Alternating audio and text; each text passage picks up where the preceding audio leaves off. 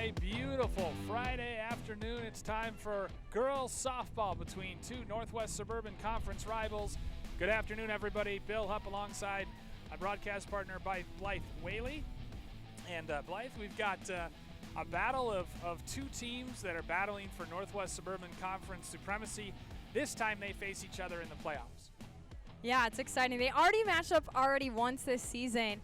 However, Coach Thomas was telling me he doesn't think that's going to be the same type of matchup today. The Cougars won that one 14-3, but he definitely says being at that game, it wasn't looking that way.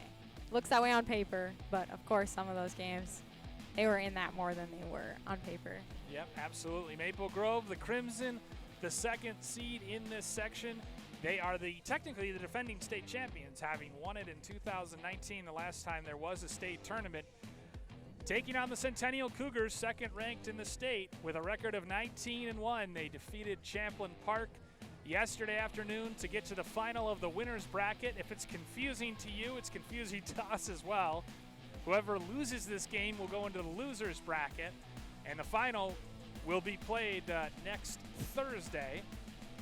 And if Centennial is involved, we'll have it. Blythe and I will have it for you here on North Metro TV.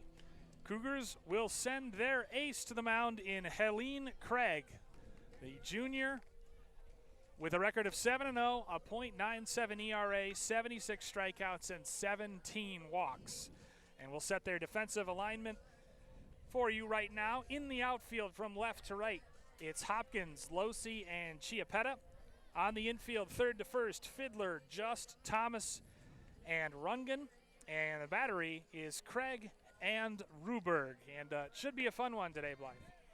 Yeah, it's exciting. Of course, it's really hot outside, so everyone's going to be dealing with that. It's consistent across the board. These ladies going to want to make sure they're getting some good water. But when you think about a game like this, when you have a bunch of seniors for the Centennial roster, no one wants their season to end, so they're going to be trying their best today.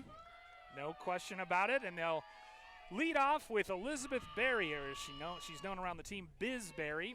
.454 batting average on the season, a homer and 17 RBIs for Bizberry as she digs in. Maple Grove in the black pants, black helmets, and maroon and crimson jerseys. Centennial in the black and red as Craig delivers a ball on the first pitch of the game. Craig winds and fires, and that one is across the outside corner for a strike. So we talked a little bit about that first matchup between these two teams, but actually Maisie Diffendorf was the one who was pitching for the Cougars out of the gates. And so this is going to be a little bit different having Craig starting it out. And it's wrapped on the ground right back to Craig, over to first, and quickly one down in the inning. A nice play defensively. That was kind of handcuffed Berry off the edge of her bat. Now it brings up Sydney Hockett, center fielder, bound for St. Thomas next season. Hockett, a homer and 8 RBIs. And quite a defender out there as well. First pitch swinging, she bloops it out to right field, drifting back into foul territory, and making the catch is Sid Chiapetta. So quickly the Cougars have 2 outs. Yeah, great defensive action right away in this one by the Cougars. Definitely putting them in a good position to round out the top of the inning. Brings up Dorothy Dueck. Dorothy, a .377 hitter on the season. 9 RBIs, 20 hits, and she takes that first offering from Craig low. A lot of chatter in that Maple Grove dugout right now. You can tell it's the playoffs, of course, when they're bringing the energy right away. Yep, no question. Craig with a little extra juice on that one, skips it to the backstop. Good crowd on hand, too, in this sunshine. In the 90s today, so like you said, Blythe, certainly have to make sure the water intake is on point. I made sure I put sunscreen down. Yep, no question. Check swing, and I believe that's going to be a called strike. Or a foul ball. So either way, it's 2-1 with 2 outs. Yeah, expect to see a low-scoring affair, of course, when Eileen Craig is on the bump. I say on the bump like it's baseball, in the circle. Point of fact.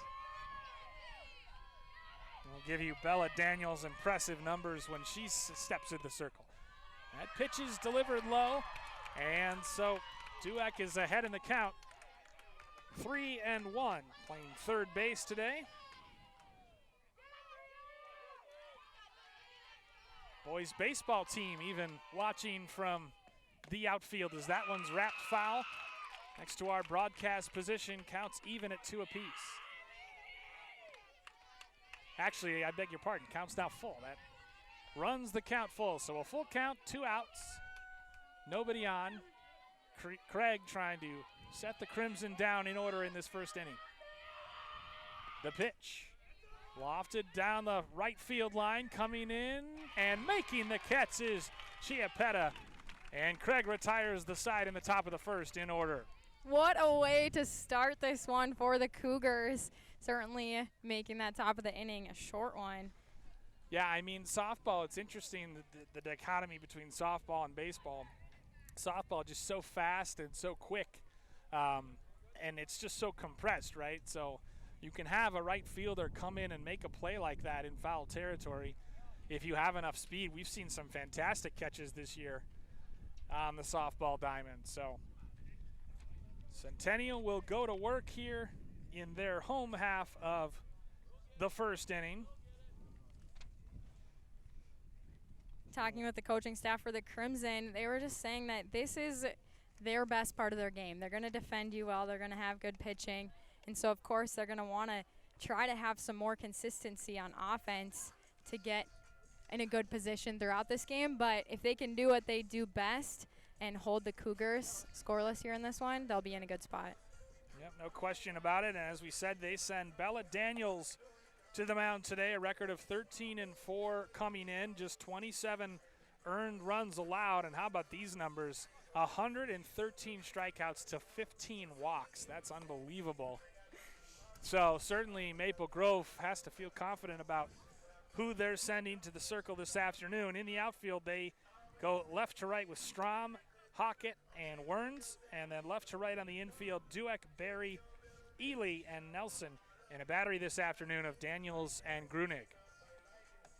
Something Coach Thomas was telling me was that his team, with their last game just being yesterday, he was saying it took them a little bit to get started offensively because they hadn't played a game in over a week, and that's kind of tough to get back into that groove. But he said towards the end of that one, they were able to start feeling like their typical offense, and so he's expecting that they'll come out of the gates ready for today's. Yep, now's the time to certainly do it as they'll send Sid Chiappetta to the plate to start things off after she made 2 of the putouts in the first inning. Chiappetta, a .268 hitter, 8 RBIs, and 5 stolen bases on the season. Daniels, first pitch is popped up behind, into the street, dangerously close to your car, Blythe. We should have had our glove. That's right. As that one rolls into the driveway, someone will go get that. Yeah, if I get hit today, I'm not going to be pleased. And that one's roped down the left field line, but foul. So Daniels quickly ahead in the count, 0-2.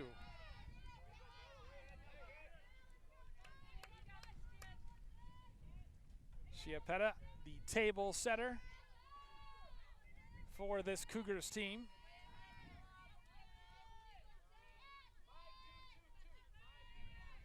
And it is a hot one out there today. Can almost see the steam. No, not quite, but it feels like it. Fry an egg kind of day. Yeah. Daniels pitch, cold, strike 3 on the outside corner. Good start for Bree Daniels.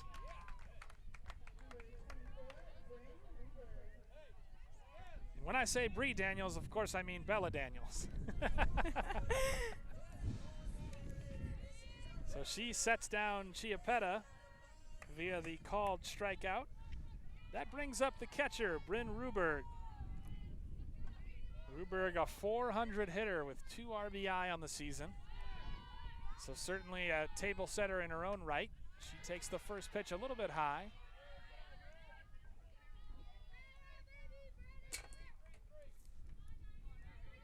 Bella Daniels also quite a hitter as well. 327 average in the dish. Down to third base. Over to first. Good play by Dueck to scoop it up. And Daniels has set down the first two Cougars in order. The defenses came ready to play today on both sides. Yep. No, I mean, to your point, like Rick Thomas said before the game, I don't think he or the Cougars expect a repeat of that regular season matchup in which the Cougars won 13-4. The pitch, swing and miss as Abby Losey, the center fielder, went after that one. 422 hitter on the season, 3 homers, 16 RBI, 7 stolen bases for the senior. Daniels again gets Losey to fan through the high strike.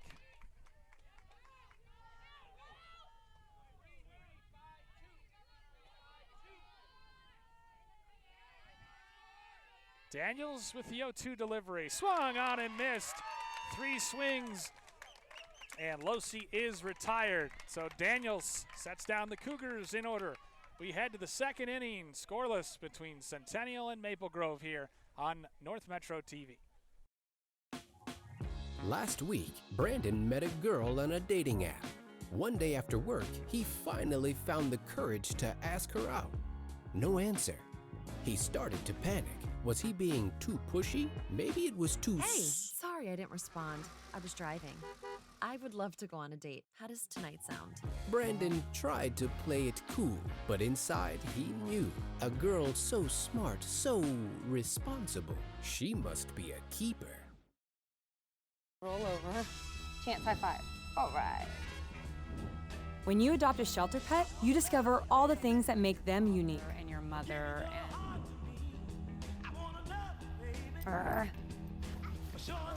I am totally a hot person. Right, guys? Thanks for being honest. They're a little bit of a lot of things, but they're all pure love. Adopt pure love at theshelterpetproject.org.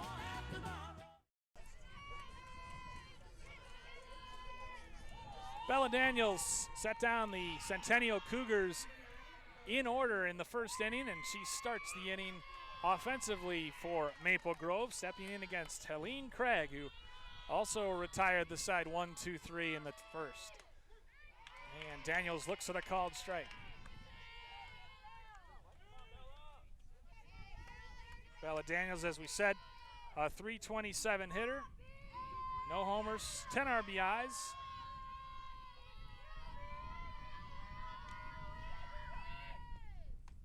She is out in front of that one. And again, Craig throwing strikes. And it's interesting, like we noted earlier, that Maple Grove's so vocal. We'll see if that helps them throughout this one as they keep up that energy going here into the second. But the Cougars definitely still encouraging each other, but it's not to that extent where we're hearing them every Tuesday. I know we're a little bit closer to the Crimson. Yeah, to be fair, we are next to the Maple Grove dugout, so I'm sure it's both dugouts alive with chatter as Daniels a 1-2 count, and that one Maple Grove fans or Centennial fans wanted it, but instead it's even 2 apiece. But you're right, the fact that we are so close, I want to have support like that. Daniels swings and lofts it, drifting back and making the catch. The shortstop Just. So a nice play by Alexa Just. Seeing quite a few of those high arcing balls from the Cougars, but now also seeing them here from Maple Grove. Yep. Jenna Gruig steps in.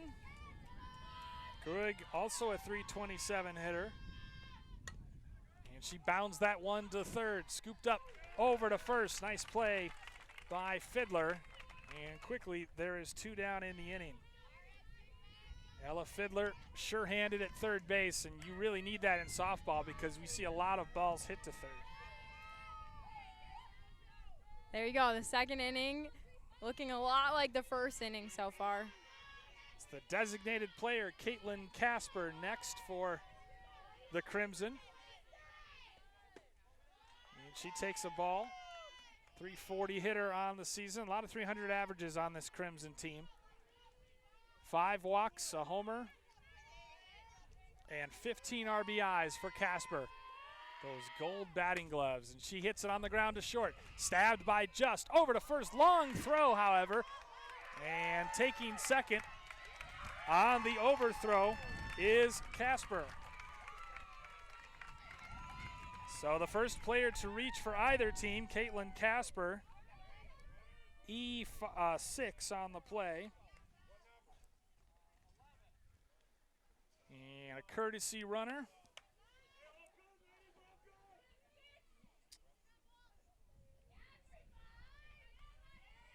Leah Ely will be the courtesy runner at second base. But Crimson doing a good job staying engaged, making sure that they were aware that they could head on over to second. Yeah, it's hard to say. No official score, obviously, in this one, but it's hard to say whether that would have been, she would have been safe with a good throw or if that was just a two-base error. Yeah. Regardless, Caitlin Casper finds herself, or I suppose Leah Ely in place of Caitlin Casper, standing on second base. Brings up the first baseman, Bianca Nelson, who swings and misses at the first offering. Nelson on the season, a .354 hitter. Couple triples, 7 knocked in. Hard to get a triple in softball. The fields are so small. She fouls that one back. 0-2 the count with 2 outs.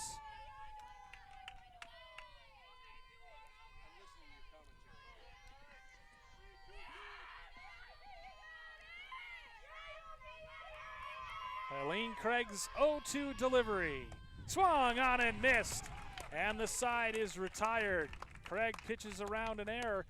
Crimson leave 1. To the bottom of the second we go, still scoreless. But yeah, defense and pitching so far in this ball game as we expected.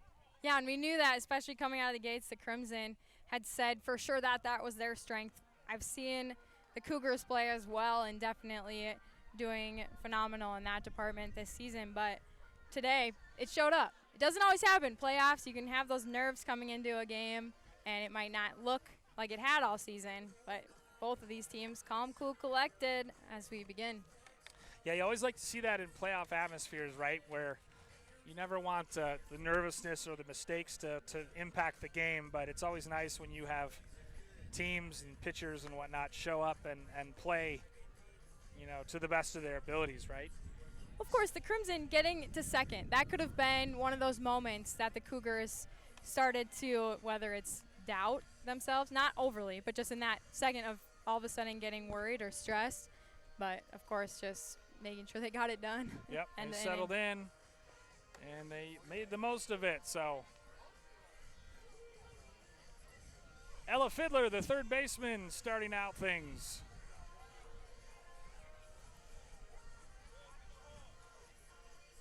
In the bottom of the second inning, it'll be the 4, 5, 6 in the order for the Cougars. Fiddler, Ringen, and Craig against Bella Daniels.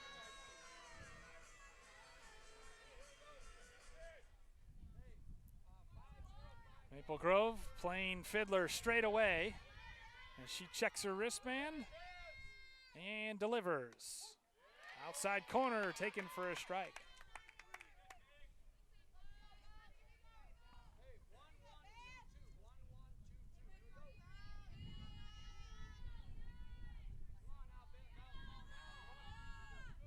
The pitch thought about bunting. Instead, she takes a called strike on the outside corner, and Fiddler down in the count 0-2, kind of laughing at that one. I don't think she agreed with the call.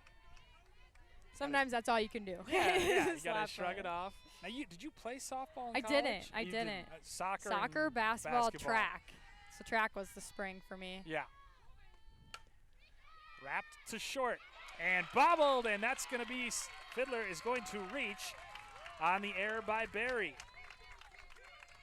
So whenever I'm around every sport, I'm always like, gosh, it would have been awesome to be able to play that too. So I'm sure it's you another could one of have. those Could have been a feelings. good leadoff hitter. But an error by Elizabeth Berrier, so a pair of shortstop errors allows runners to reach in the second inning. And for Centennial, it's the leadoff hitter.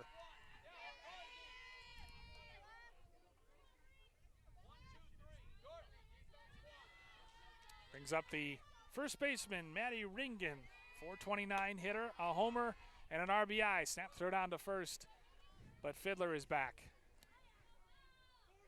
It's fun just to hear about the different athletes who are thinking about playing on that next level after high school. And Sure. Maddie Ringen is one of those, going to play somewhere in Iowa. Coach wasn't sure exactly what school she decided on, but that was Ringen, what she's looking forward to. yeah, Ringen fans through that one. Of course, the center fielder, we already talked about it, Sydney Hockett, going to St. Thomas, so she'll be a Division I softball player, and St. Thomas has had a good program in recent years. The 1-1 pitch, and it's tapped foul by Ringen, so Fiddler at first. Leadoff runner reached on a fielding error by Berrier. And that's the thing with softball, because the base paths are so short, you really have to field things cleanly and get a throwaway. Otherwise, a runner will reach. The pitch dropped by the catcher, and the count is even 2 apiece. I wonder how much, Blythe, the last result plays into the mindset of the Crimson, or if they don't even think about it because it was so long ago. Yeah, true. They're probably, it's just in the rearview mirror and how much they've grown even the last few games since. Yeah. Ringen blasts it out to left center field. Under it and making the catch is Strom for the first out in the inning, and Fiddler goes back to first. What I would say about it as an athlete, I feel like I probably would think about it a little bit, unfortunately. But coming out of the gates, seeing how it started in the first inning, I think would have built the confidence in myself to be able to have a different outcome today. Like Right. we showed up today Right. versus maybe they didn't show up quite the same in that last one. Yeah, we didn't broadcast that game, but suffice it to say, it seems like both teams are going to have their best efforts. Called strike, throw down to second, off the second baseman's glove. So Fiddler in with a steal, and now she's in scoring position. And those are the decisions that you have to make to be able to get in this game, possibly get a run here on the board. Yep. Helene Craig, an outstanding hitter in her own right, 514 on the season, a couple homers, and 14 RBI. Batting from the right side. Fiddler stands on second. And that pitch taken high. 1-1 the count. Big spot right here. Craig can help her own cause with a base hit. Daniels' pitch bounced in there. And in softball, as in baseball, a single in the right position could drive in a run. Yeah, absolutely. It doesn't have to be these spectacular plays to get stuff done. Daniels' pitch taken for a called strike on the inside corner. So Craig facing a 2-2 count. Alexa Just, the shortstop, will be next. Daniels delivers. Oh, good take by Craig. Thought about swinging at that high strike. I think she would have missed it. So the count is full with 1 on and 1 out here in the bottom of the second inning.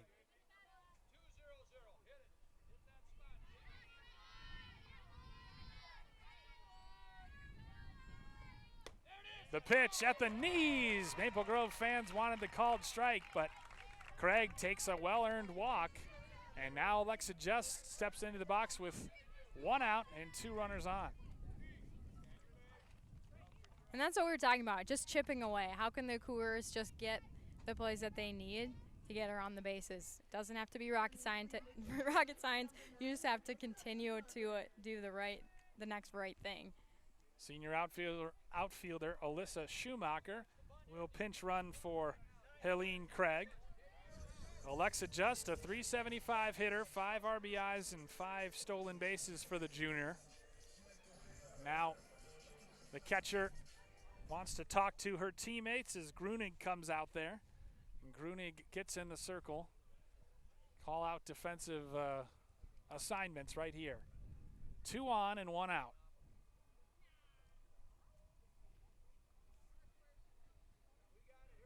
Justin, the coach's daughter, Haiti Thomas, waiting on deck.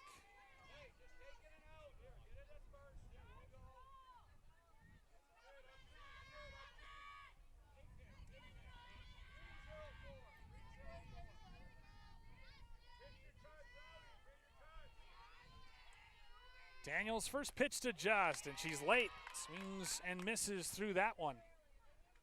Daniels can really rush it up there. That's how our coaches were talking her up. Yeah, no wonder she's got 117 strikeouts on the season. The 0-1 delivery. Bunt laid down beautifully. Third baseman comes over and collects it. Nice play by Dorothy Dueck to retire, but a sacrifice nonetheless for Just, who moves the runners over to second and third with a well-executed bunt. Just a good play all around. Good bunt, well fielded.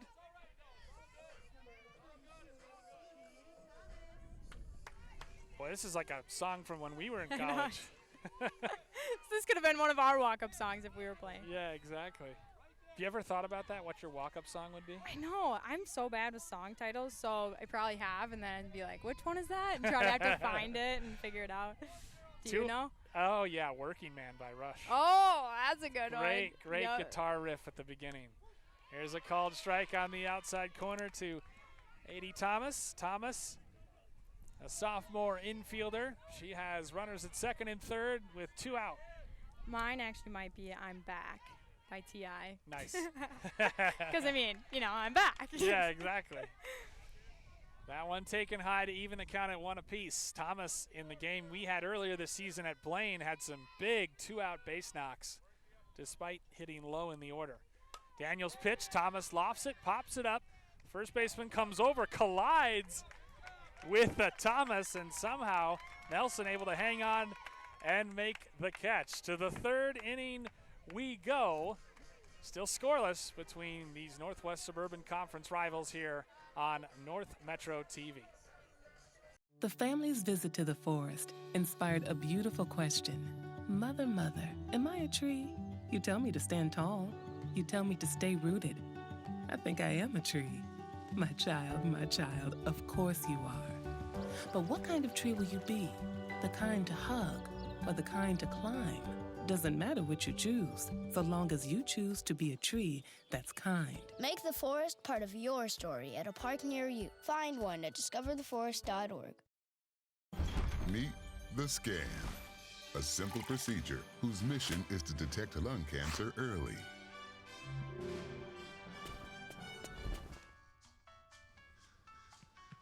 I'm here to save you. But I feel fine. That's great, but you may still be at high risk for lung cancer. Oh man, that's a new fence. If you smoke, early detection could save your life. Learn more at savedbythescan.org. Top of the third inning. First two have moved pretty quickly. Just a couple base runners. Centennial threatened in that last inning. First batter lays it down, throw to first, and in time. Great play by the catcher for Centennial, Bryn Ruberg. She comes out, makes the play to retire Alyssa Werns, the leadoff hitter. It'll be 8-9-1 in the order.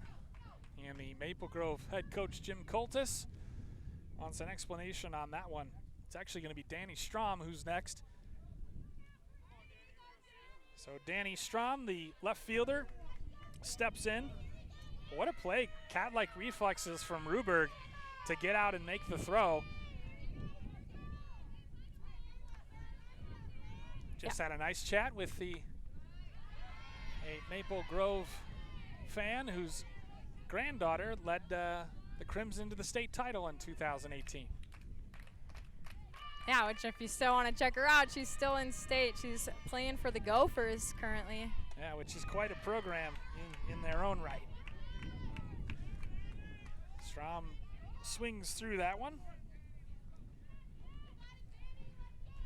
Danny Strom on the season, a .295 hitter. No homers, 8 RBI as the count is 1-2. So the Cougars, of course, leaving a few runners out there. Now having to go to defend and make sure that they're keeping this game 0-0 until they're up to bat next.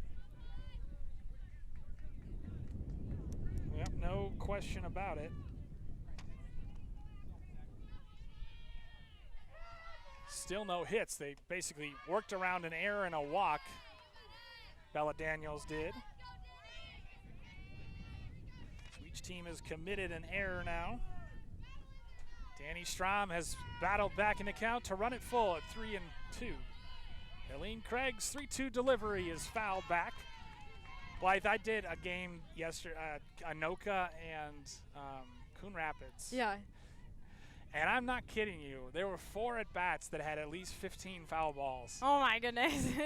The 3 and 4 hitters in the Anoka order were just fouling the ball off like it was nobody's business. That's hilarious. And what was amazing is this one's fouled off. Speaking of foul balls. Don't start that. Yeah, we don't want that. They were literally, a couple of the hitters were literally ahead of everything. They couldn't time it up, so they were ahead of everything. So it was literally down the line in every kind of way imaginable. Rockets, big blasts, little dribblers. It was unbelievable. At least you got the variety. Literally like 15, 16 pitch at bats. The pitch swung on and missed. It's dropped. So Ruberg will have to throw to first. But a strikeout. And the first 2 in the order are retired. Craig has set down 2 of the last 3 Crimson via the strikeout. Yeah, you can see how fast a game can truly go in softball. Oh, yeah. With some great pitching out there. Yes, no question. Nobody on, 2 out for Helene Craig. You can see also why she's got a sub-1 ERA. As Elizabeth Berry, the leadoff hitter from Maple Grove, stand in. She dribbles it to third, up with it. 1, 2, 3, the side is retired. Nice play over there at third base, and again, the Crimson set down in order by Craig. I feel like we should have had the stopwatch going. See how long that really was. Yeah, no hits, no errors, nobody left on base. Well, like we said, each team has committed an error, but both pitchers are throwing no hitters. The difference really is that Bella Daniels has issued a walk.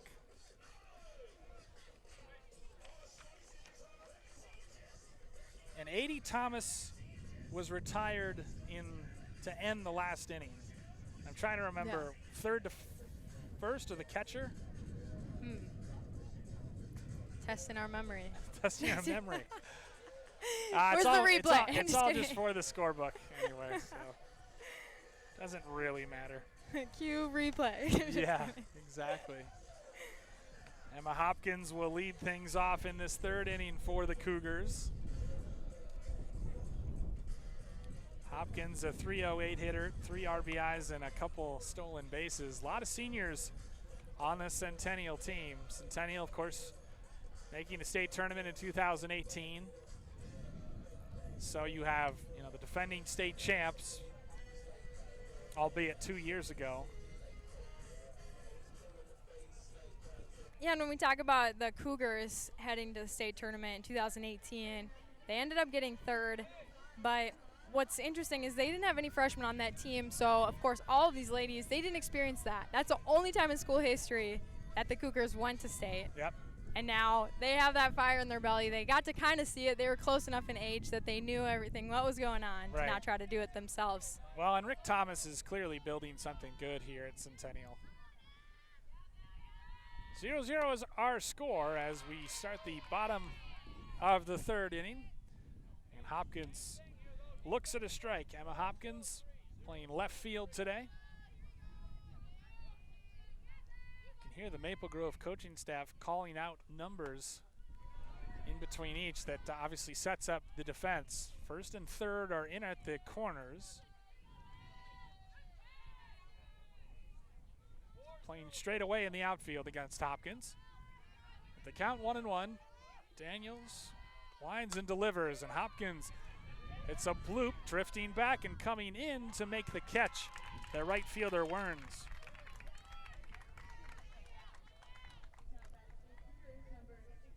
A lot of territory. I mean, the center fielder came in, the right fielder, the second baseman, and then finally Werns ultimately claimed it. Yeah, and the players today have been able to connect the bat and ball. I feel like it's always been just that arcing ball that, of course, they can get under it instead of more of a driven. Yeah, not a lot of line drives today yet. It's all been on the ground or popped in the air. Sid Chiappetta, the leadoff hitter, stands in, and she hits it on the ground to short. Up with it, over to first. A nice play as Berrier sure-handed with that one. And quickly there's 2 down in the Centennial half of the third.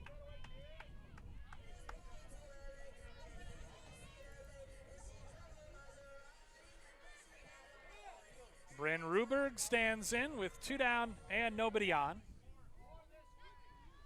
About to set a land speed record for 3 innings of play.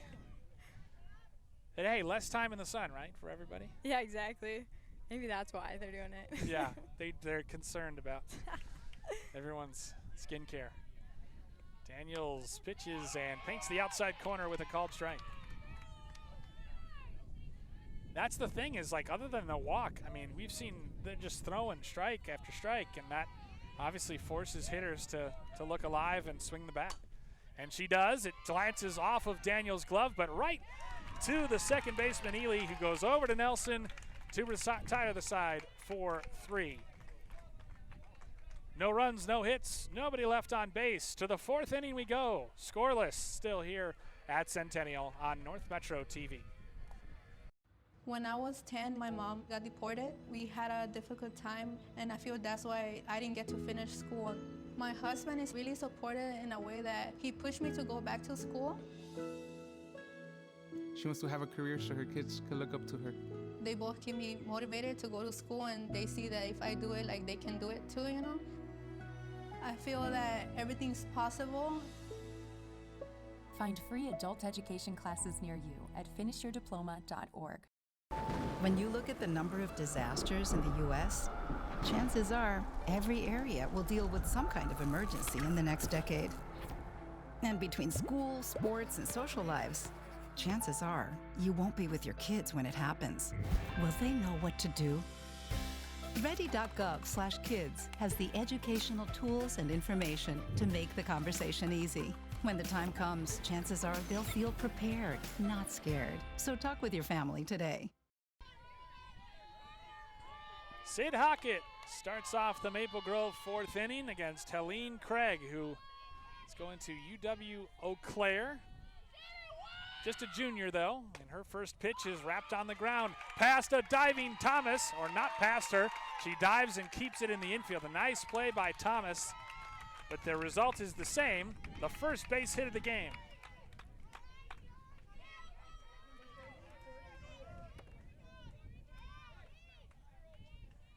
There had been a couple walks and a couple errors, a walk and a couple errors, but that was it. First hit of the game recorded by the leadoff hitter, Sid Hockett. So that has Dorothy Dueck, who is a switch batter, standing in from the left side this time. And she goes to lay down the bunt. They're charging in at the corners, so they're certainly expecting that bunt.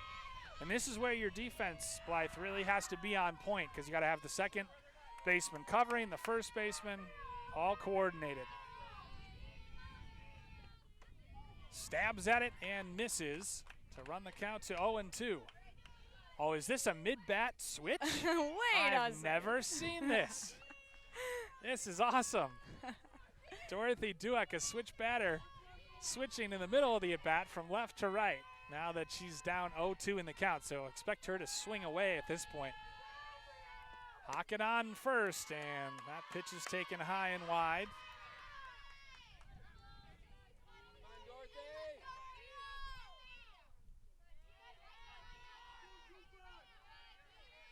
Like you said, love when you see that, just being able to do both of those well enough that you're stepping up to bat Yep, that one taken a little bit low. Centennial fans anyway, thought it could have been strike 3, but it did look a little low. So Dueck has taken 2 straight balls to even the count at 2 apiece. Hockett leads off first. The pitch, swing and a miss, strike 3. A big strikeout recorded by Helene Craig for the first out of the inning. Brings up the pitcher, Bella Daniels, who led off the second inning and popped out to the shortstop just. 1 on and 1 out. These runners so precious in a game like this, Blythe. The pitch as she squares and stabs at the ball but misses it. So first strike.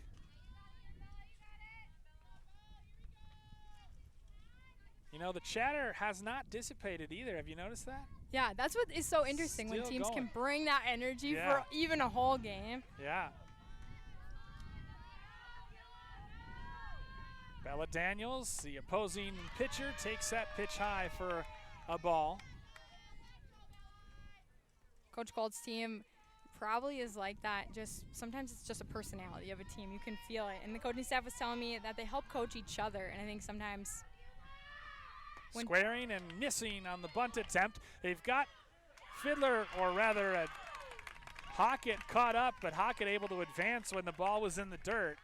They threw down to second, but it was late, so Hockett able to take second. Sorry, Blythe, you were saying? No, that's okay. What I was saying is just when you're ooh, hold on, let me think. Hold on, what was I talking about? I'll get there. We'll bring it back up. Rick Thomas wants to come over and talk to the umpire. But, I got it. It's back. It's back.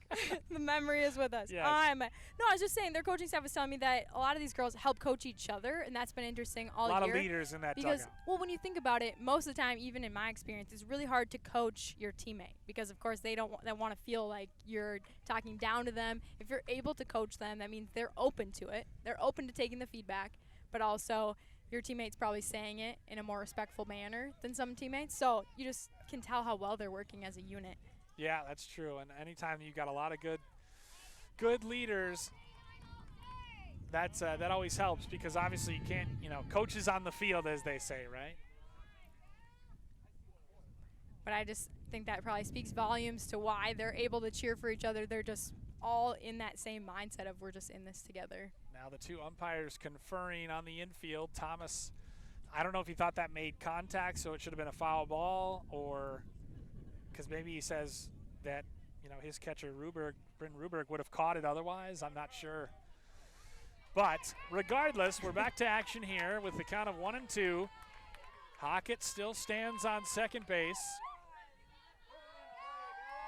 And Daniels just looking to put it in play.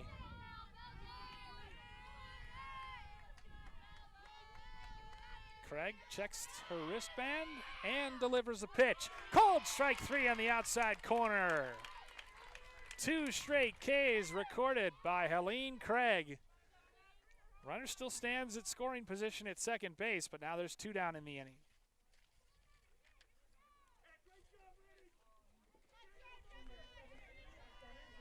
Fourth strikeout of the day for Craig. Brings up Jenna Grunig, who grounded out to third base in her first plate appearance in the second. Craig trying to work around a leadoff single. Chopped to first base. Scooped up by Runyon. She tags the runner to retire the side. Craig able to pitch around a leadoff single, strands the runner at second. They're still scoreless as we head to the bottom of the fourth.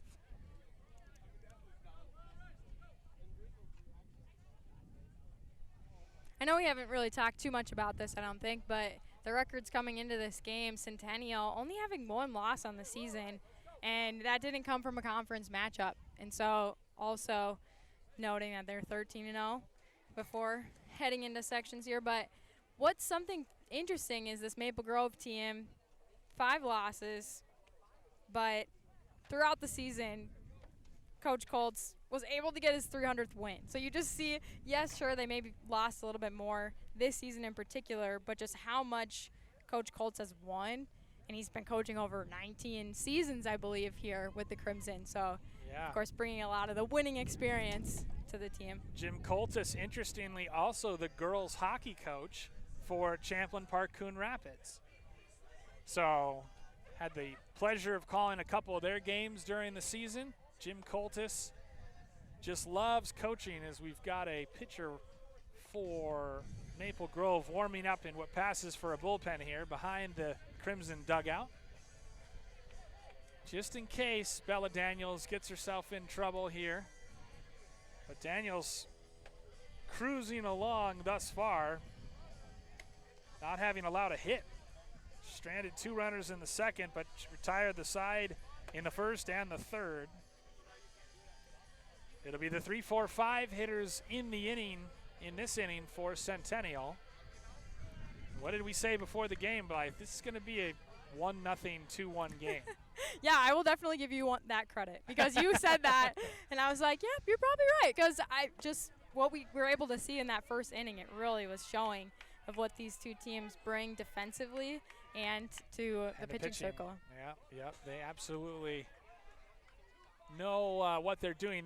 They're just a well-coached, well-drilled team, and you can tell that. Losey steps in, struck out swinging in the first to end the first. Abby Losey, talented center fielder, a .422 hitter on the season, leads the team in homers and RBIs. We talk about that she's going to Minot next year. Yes. So Minot State. It's always exciting to hear when people are moving on that they want to continue this, that it's become part of their lifestyle. Yep. You ask, why not? I say, why not? Absolutely. Daniels delivers. That's a called strike. So it's 2-1 now.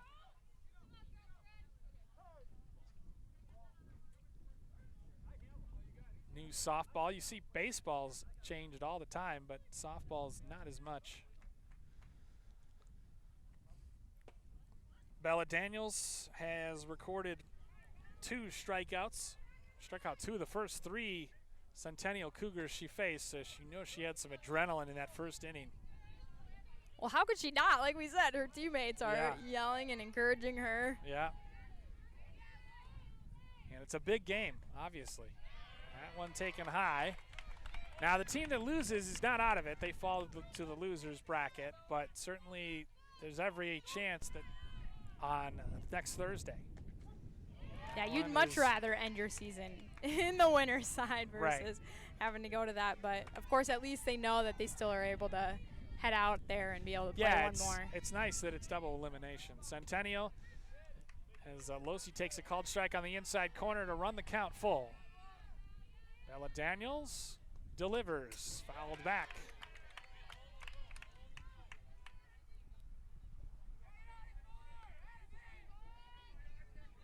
And this kind of heat, too, you wonder if the pitchers, are going to be able to sort of battle through whatever fatigue they may be dealing with as the game goes on.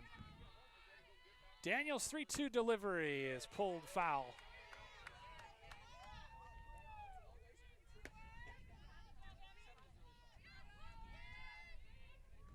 Like you said, it doesn't take much if she does break down a little bit, possibly allowing these Cougars to get some hits. Could change this game a lot. Daniels pitch, and Losey lofts it out to right field, charging in and trying to make the catch, and she can't. So Losey rounds second, heading for third. The throw to third. She'll be out at third base. Losey tried to stretch a double into a triple, and she was gunned down from short right field by the first baseman. What a throw by the first baseman, Nelson. Nelson to Dueck on the putout after Werns could not make the diving catch. A heck of an attempt by Werns, but ultimately, what a big out. You're talking about the difference between nobody out and a runner in scoring position versus 1 out. Now, Jim Coltis is walking out to the mound to talk to Daniels. He's looking out in right field. I'm not sure if he's going to make the switch or what's going to happen, but what did you see on that play, Blythe? What I was going to say is I think Losi, I certainly give her credit for making that risk, taking that risk, because ultimately when you're sitting at a 0-0 game, it's going to take risks to probably get a run in. And so, yes, ultimately maybe she still could have been safe sitting on second waiting to get hit in, but sometimes you have to take those risks and they can work out in your favor.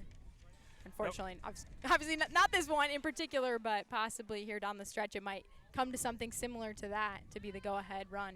Yeah, I mean, you want to force the defense to make a play, and she certainly did that there. It just took a fantastic relay, a fantastic throw by Nelson to cut down the runner at third. So fantastic job. Now it's popped up behind our broadcast position, behind the main stand. Ella Fiddler at the dish. She reached on an air, stole second, and was stranded at third in the second inning.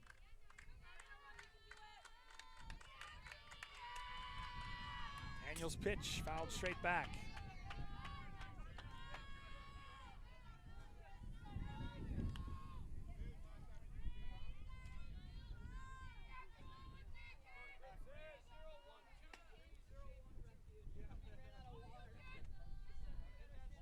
A lot of fans, Maple Grove standing to our right as Daniels delivers, and it's off the end of the bat, diving and running and making a nice catch out there. Sid Hockett tracked it down in the gap. Fiddler gave it a ride, got good contact, but Hockett read it well, got a good jump and tracked it down, used her speed out there in center field. Yeah, it wasn't necessarily an easy catch, which we've seen some of those other ones popped up and they've had plenty of time to get under it. I would say that one it was arcing down. She definitely had to make that play happen, but yeah, I wasn't sure if she was going to have to dive, but ultimately she was able to just run onto it and took a good angle and made the catch. Brings up Maddie Ringen, the first baseman. She flew out to left field in her first and only at bat of the game. 0-1 count, nobody on, 2 out in the inning.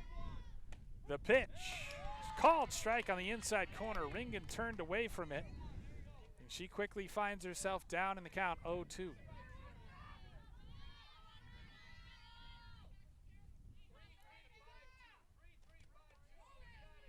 Well, the Crimson putting themselves in good positioning here, already with 2 outs again.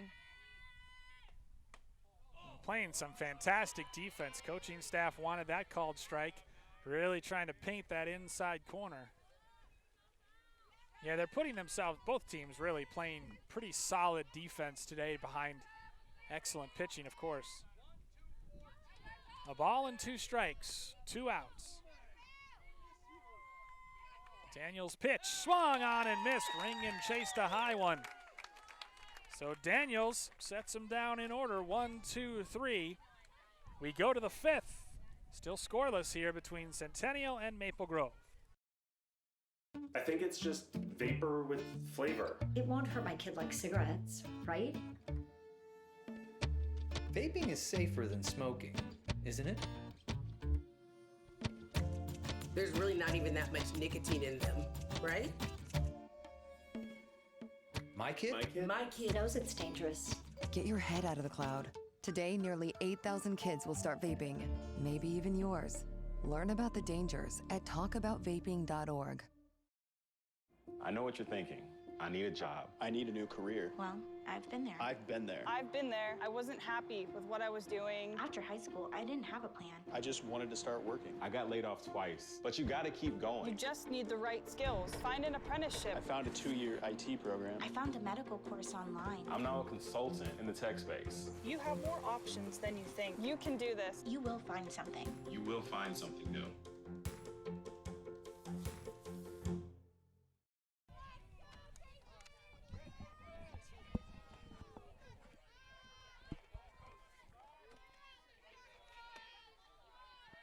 Designated player Caitlin Casper leads things off and rifles a shot blasts it, the foul ball.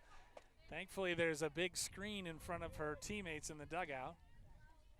Casper reached on an error and was stranded at second in the second inning. We're in the fifth. Still scoreless. Pitching duel supreme between Helene Craig and Bella Daniels. So it always depends, of course, on the team's strengths, but sometimes you have those games where they're so evenly matched, but yet there's a million runs on the board. Where, of course, then you have the opposite, which is what we're having today, where both teams doing great defensively, great at pitching. Yeah. And this is the result. Chopped. Fiddler cuts off the shortstop and makes the play. Nice play by Ella Fiddler for the first out of the fifth inning. Obviously, in softball, they play 7, so it almost feels like it's starting to get late. Yep. You know, especially the way these two pitchers are rolling. Bianca Nelson, the first baseman, digs in. She ended the second inning with a swinging strikeout. One of 4 Ks on the day registered by Craig. She misses inside with the first.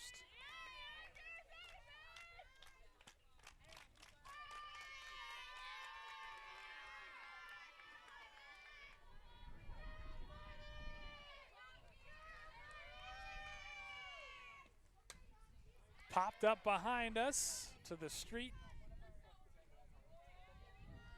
That house behind us must just find softballs in their yard all the time. If there was a dog, I feel like you would have been running for that one. Yeah. Right fielder Alyssa Werns on deck.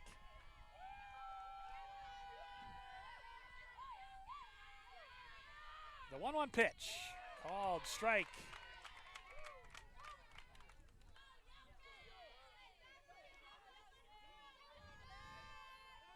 Craig has yet to issue a free pass yet today. She rocks and fires, and that one's low. Well, what do they say wins championships, Blythe, right? Pitching and defense. There you go. So both these teams got it honed in. If they're moving on, they got that taken care of.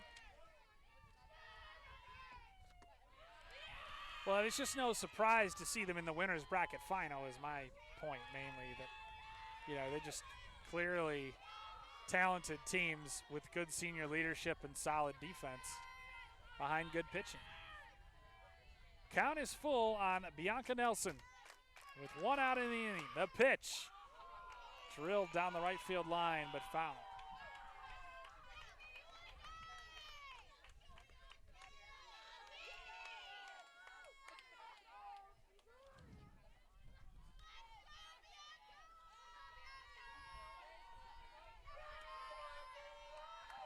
Nelson putting up a tough fight. Now Rick Thomas wants to come out and talk to Helene Craig. I'm not sure with the count 3-2 if Craig is, hopefully she's okay. I don't know if she just needs a bit of water or something, but yeah, they are coming out with the Gatorade and the water. Not sure if they're just talking strategy or what. It is, as we said, very warm out in the 90s. And Coach Thomas was telling me before the game that you know, there is, of course, Maisie. So she's sitting in there. Maisie Dockendorf, yep, who started the last game against Maple Grove. And he said yesterday's game, Craig finished it out for Dockendorf. So that we might see that happen here today. Just the reverse, yep. Right. Big 3-2 pitch here to the first baseman, Nelson.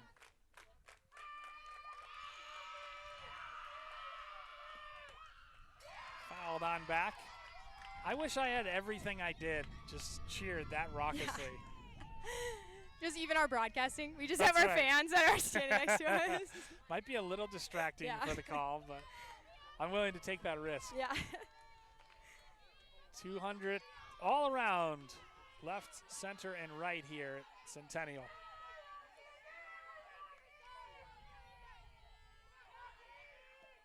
The pitch swung on and missed.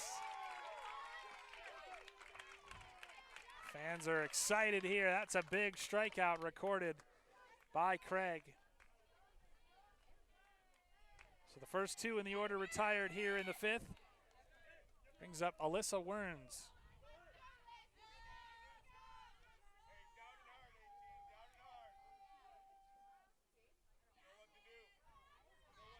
We've got some stoppage in play, and I'm not sure why.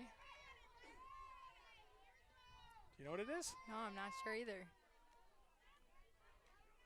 I don't know if they were just waiting for the ump to get in position, but pretty good crowd on hand today, huh? Yeah, everybody showed up. It's playoffs. Down the lines and called strike. See the smart ones who brought umbrellas, making sure they got some shade if they want it. Yeah, well, if you've been to enough softball games, you know. Got the essentials in the car in case. Or one of those big hats. The pitch. Called strike again. Corners were charging after Werns turned to bunt. Crimson beat Spring Lake Park yesterday 8-1. Centennial took care of Champlin Park. Craig's pitch wrapped off the plate but foul.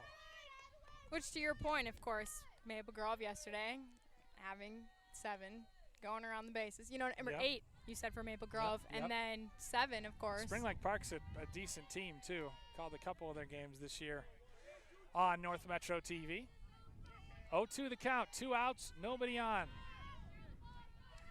The pitch. It's up in the air. Catcher puts the squeeze on it, and Ruberg records the final out. Crimson go down 1-2-3 in the 5th inning. To the bottom of the inning we go. Still scoreless here. So we're just an hour and 10 minutes into this one, and already so far going to the bottom of the 5th. Yeah, nothing but goose eggs. Craig, Craig has retired 6 straight, 3 by strikeout. He gave up a single to start the 4th, and that's the last batter that's reached. And she has retired 10 of the last 11 batters. That's so awesome. Dominance from Helene Craig. Yeah, wherever her parents are. Yeah, exactly. Give them a little exactly. round of applause. But Bella Daniels has been just as effective on the other side for the Crimson.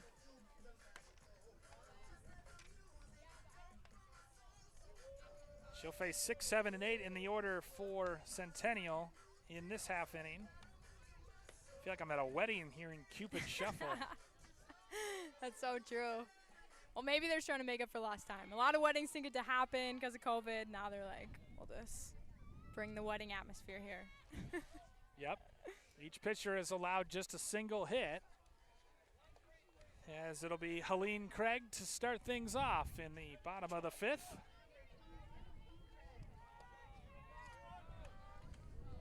I mean, this is exactly what you want for playoff softball. This is an impressive farmer's tan I'm working on right here. Yeah. Daniels delivers, and Craig first pitch swinging out to right field, and a diving catch is made by Werns. The Crimson do not disappoint. Man, oh my, keeping that defensive effort and focus to make that catch. Alyssa Werns, ranging to her right, made a diving catch to rob Helene Craig of a base hit. 1 out in the inning now. That would have been a double for sure. That brings up the shortstop, Alexa Just, who grounded out to third base, and Ely couldn't get to it. A sharp single for A.D. Thomas. Second hit of the game.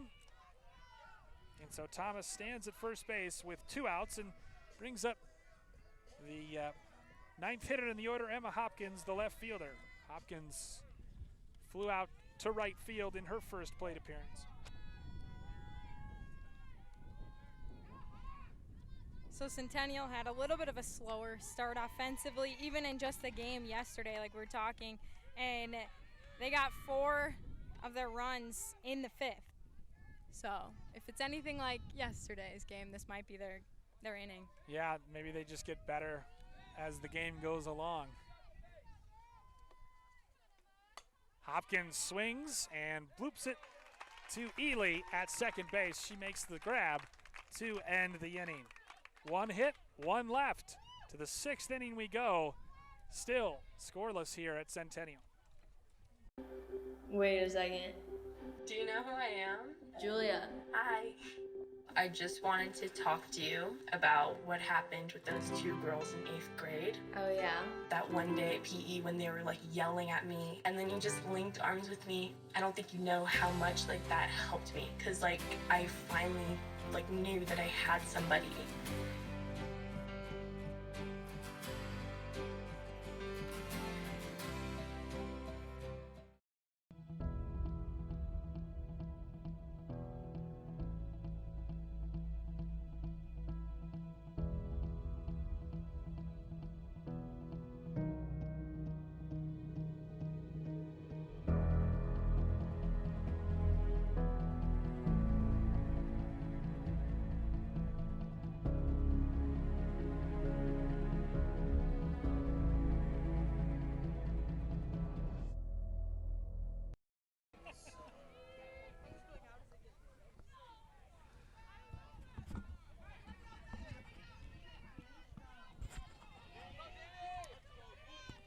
Danny Strom starts things off for the Crimson here in the 6th inning.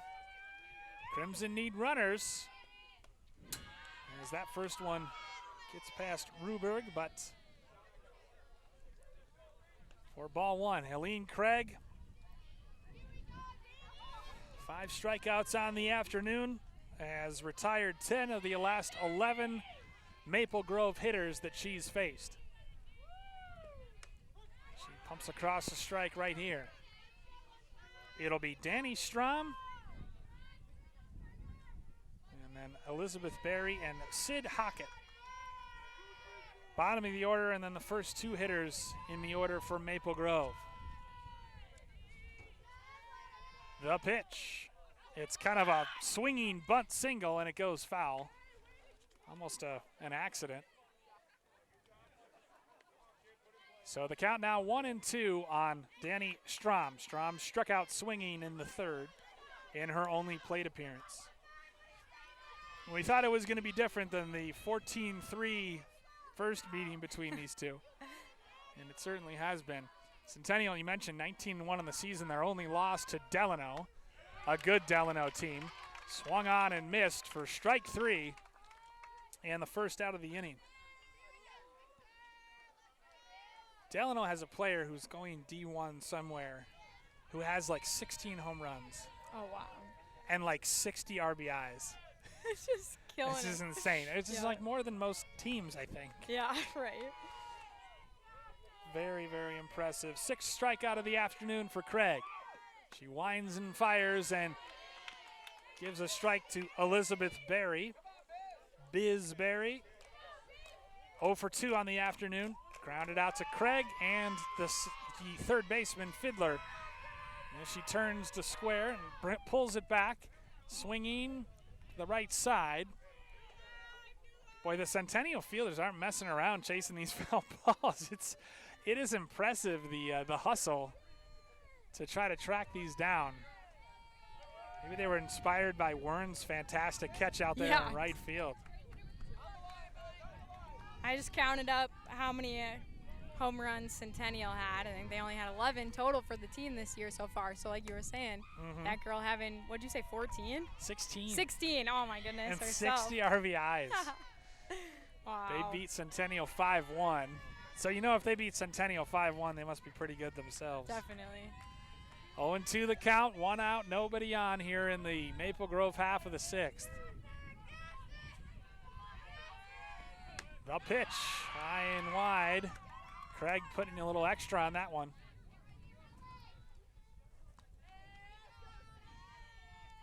Berry trying to set the order as the leadoff hitter.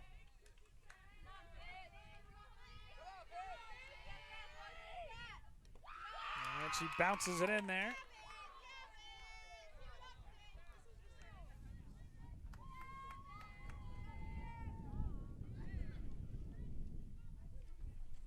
So Craig pitched 4 of the 7 yesterday.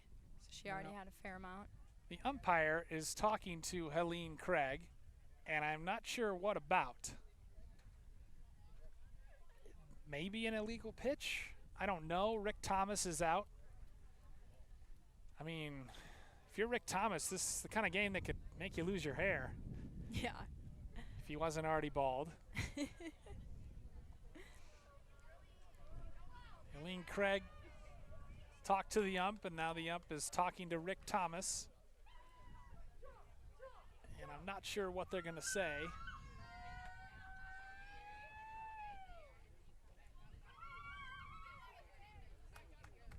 Counts 2-2 right now. I don't know if they're looking at something that's in the circle or what, but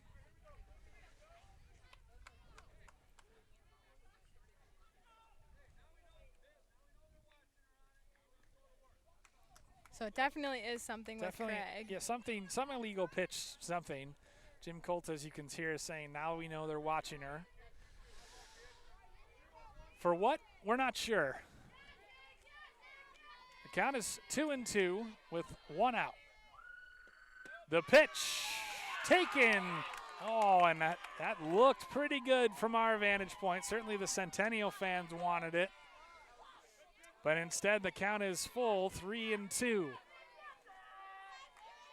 Biz Berry digging in, trying to get aboard to lead off as the second batter of the 6th. The pitch swinging out to right field. Drifting over and making the catch is Sid Chiappetta for out number 2. So after all that, a fly out to right field.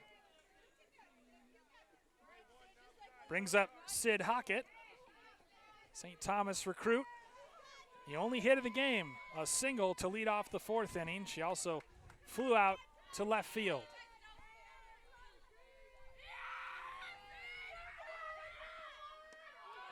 And she takes a called strike on the outside corner.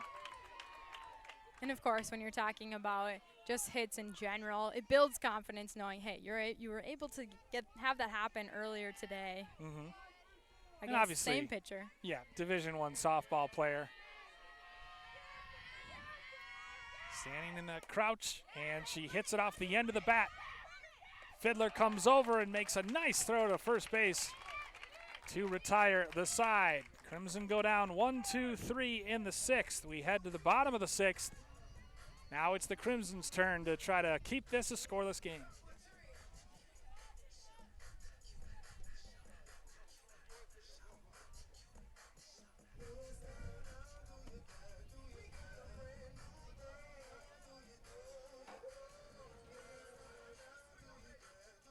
Well, Blythe, game gets rolling along, just rolling along.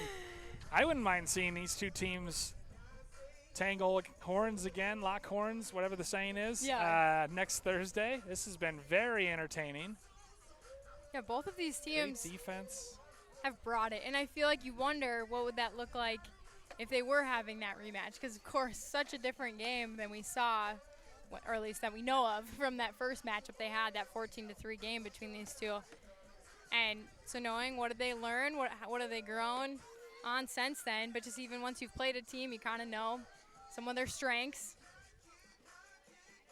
Yeah, no question about it. Top of the order in this 6th inning for Centennial, Sid Chiappetta, Bryn Ruberg, and Abby Losi to face Bella Daniels.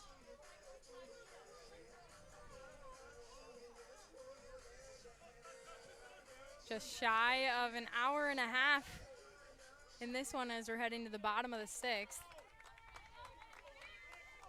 Not that we have anywhere to be. It's a beautiful day out. Yeah, anyone, they're like, can it keep going? We have our chair plopped in the sun. Yeah.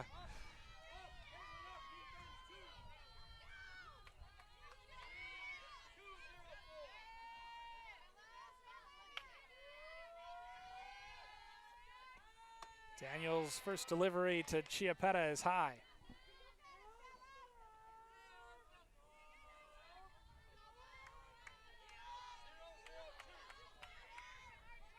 Feel bad for those Centennial players. Got to be staring into the sun the Oh, entire true, game yeah. from the dugout.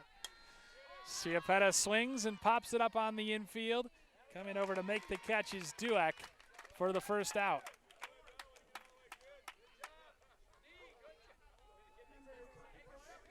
Honestly, we haven't even really seen that many hits to the outfield. That's what I mean, yeah. I mean, it's been unbelievable. Couple nice snags out there, and obviously a double, but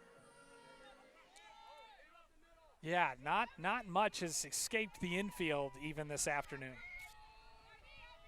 Bryn Ruberg has grounded out twice, once to third and once to second. First pitch swinging, and she pops it up. Coming over and making the basket catch is Grunig.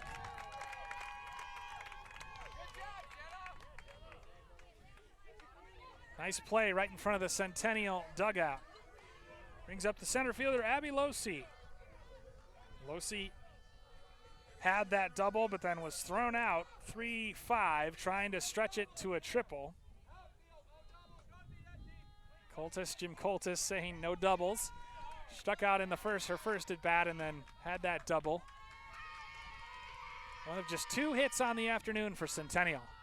First pitch way high from Daniels. What position do you think you would have played in softball? Second? Maybe. Pinch runner? Definitely pinch runner. Yeah. I would agree. Like, it's so I mean, interesting. speed. Like, You would have been a bunter and like a slap singles hitter. Good pitch across by Daniels. I played in a softball league recently where if you hit a home run, you were out. Oh, it was an out. What? Because it was like co-ed and they didn't want just these big boppers. So I hit a couple home runs, but they were outs. Oh my goodness. Swung on and missed You're at like, that wait one. a second. This is supposed to be a positive thing. Supposed to be getting applause. I'm too strong. Yeah. 1-2 the count on Losi with 2 outs and nobody on. Daniels delivers. Ooh, Maple Grove faithful and the coaching staff certainly wanted that call on the outside corner, but it's a ball. Count even 2 apiece. Both fan bases have wanted a few called strikes today.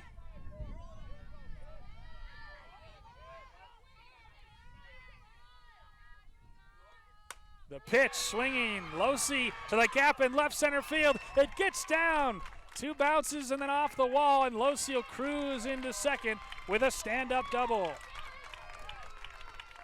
We were just speaking about it, that we haven't seen a lot of those hits, those ones that are going to go line. And, of course, Losi gets it done here in the bottom of the 6th. Yeah, Losi going to all fields. First double was to right field. That one was to the gap in left center field. And notice she didn't try to stretch that to 3 that time. She settled for the double. And they are going to intentionally walk Ella Fiddler. So she'll get aboard with an intentional base on ball for Maddie Ringen, the first baseman who has struck out swinging and flown out to left field in her first at bat. 2 on now and 2 out. Centennial, 2 doubles today from Abby Losi and then a single, and that's really been it offensively. Daniels delivers a called strike.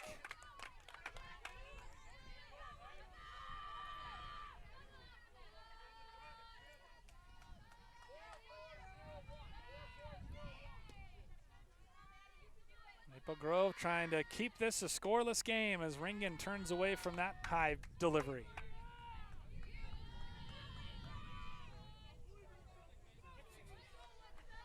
You can feel the tension here. It's building. It's certainly building as we get later.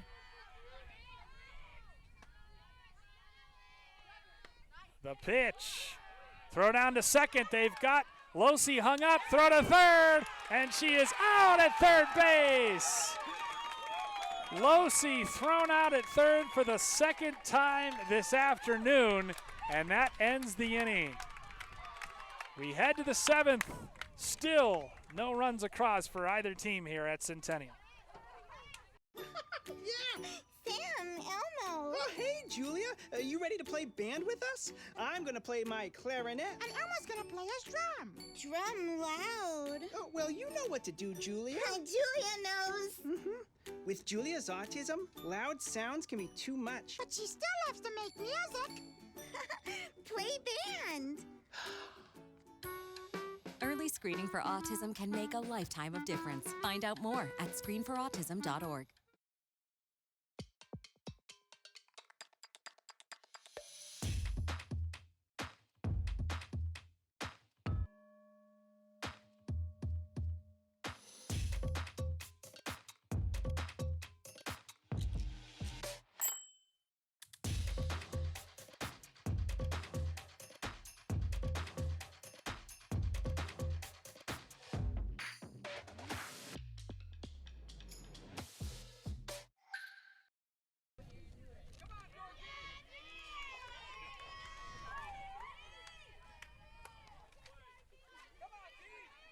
Three, 4, 5 in the order for the Crimson to start the 7th inning, the last inning before extras. Neither team has played it a run yet. And Craig bounces in the first delivery to Dorothy Dueck, who slapped down the tag on Abby Losi to end the 6th inning. It'll be Dueck, Daniels, and Grunig for the Crimson. And the tension just building with every passing inning, Blythe. Yeah, these ladies know it's getting to crunch time. They really need to start looking to take some of those risks. We saw Losi try to take that risk here again just moments ago, but you're going to have to do something different, of course, sometimes to get it done. That one's fouled off. 1 hit and 1 error. That is all Maple Grove, that's all Centennial has allowed today. Maple Grove has stranded a couple. Otherwise, it's been pretty consistent. After giving up a leadoff single in the 4th, Craig has set down the next 9 hitters. That's lifted out to right field. Turning and making the catch is Sid Chiappetta. And there was no panic out there at all from the right fielder. You see the composure from a lot of these outfielders. Just coming in, making the catch, doing what they do all the time in practice. Whereas I would scream and be like, the ball! Can't see it. At least the sun is behind them, That's so they're not true. looking right into it, maybe. Yeah, that's true. Pitcher Bella Daniels stands in. Daniels struck out looking in her last at bat and also popped out to the shortstop. And again, Craig bounced in there. So curious to know what the illegal pitch or what they were trying to look for. I don't know.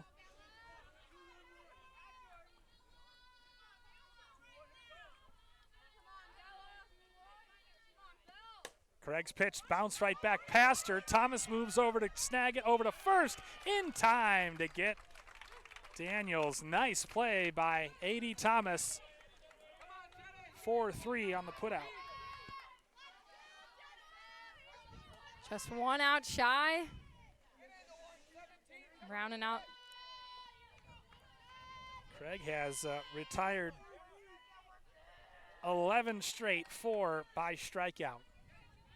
So she is cruising. And the pitch pumped across for a strike at the knees.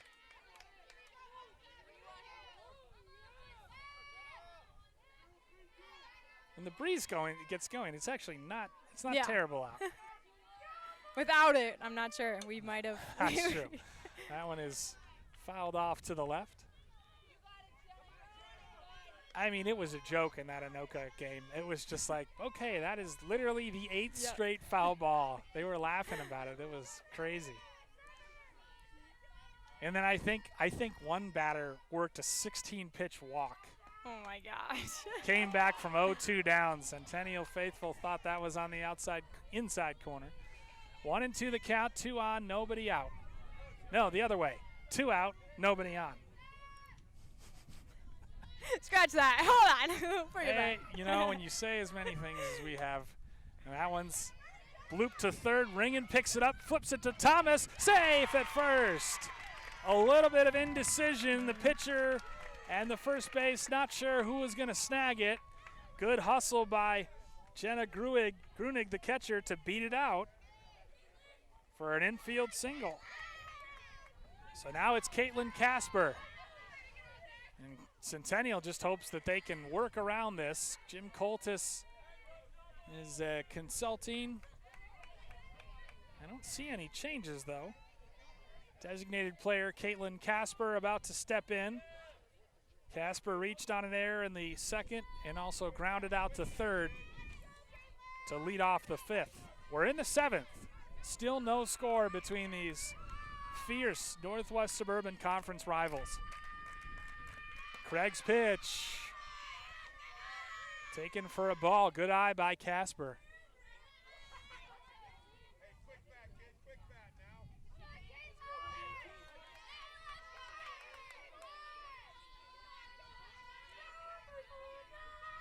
The pitch swung on and missed by Casper. Grunig stands at first.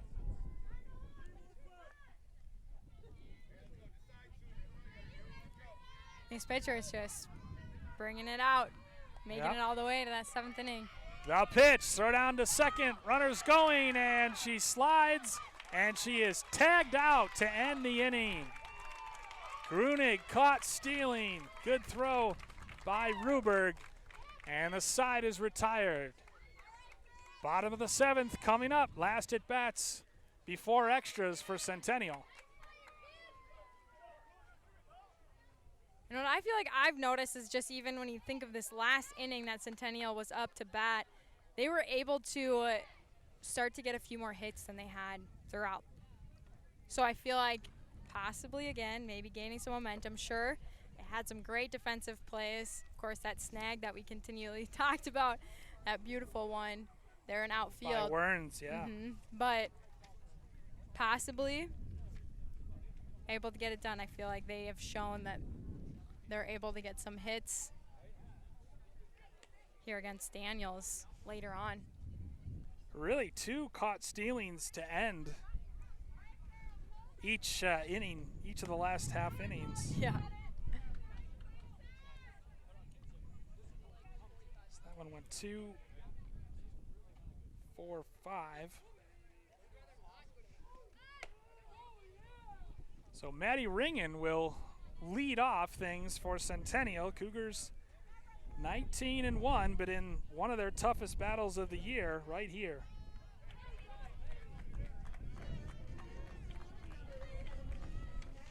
They have been held to 3 hits, although to your point, they've gotten a hit in each of the last 3 innings against Bella Daniels, who has really been sharp today. It will be Ringen, Craig, and Just. 5, 6, 7 in the order for Centennial. Pitch taken out just a bit outside.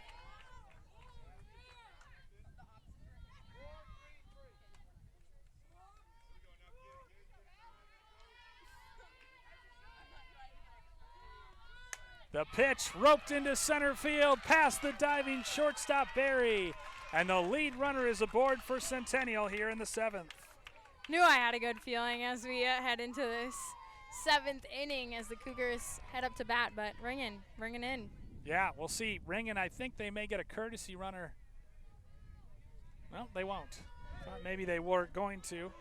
Helene Craig stands in. Craig was robbed by Werntz in right field in her last at bat. She also drew a walk and was stranded at second in the 2nd. No outs, bottom of the 7th inning. Ringen on first base. The pitch, and it hits Craig. Daniels beans Helene Craig, and Craig limping toward first. You know that she'll get pinch run for anyway. Courtesy runner. And now, hopefully Craig's okay. Daniels puts the first 2 runners on of the 7th inning.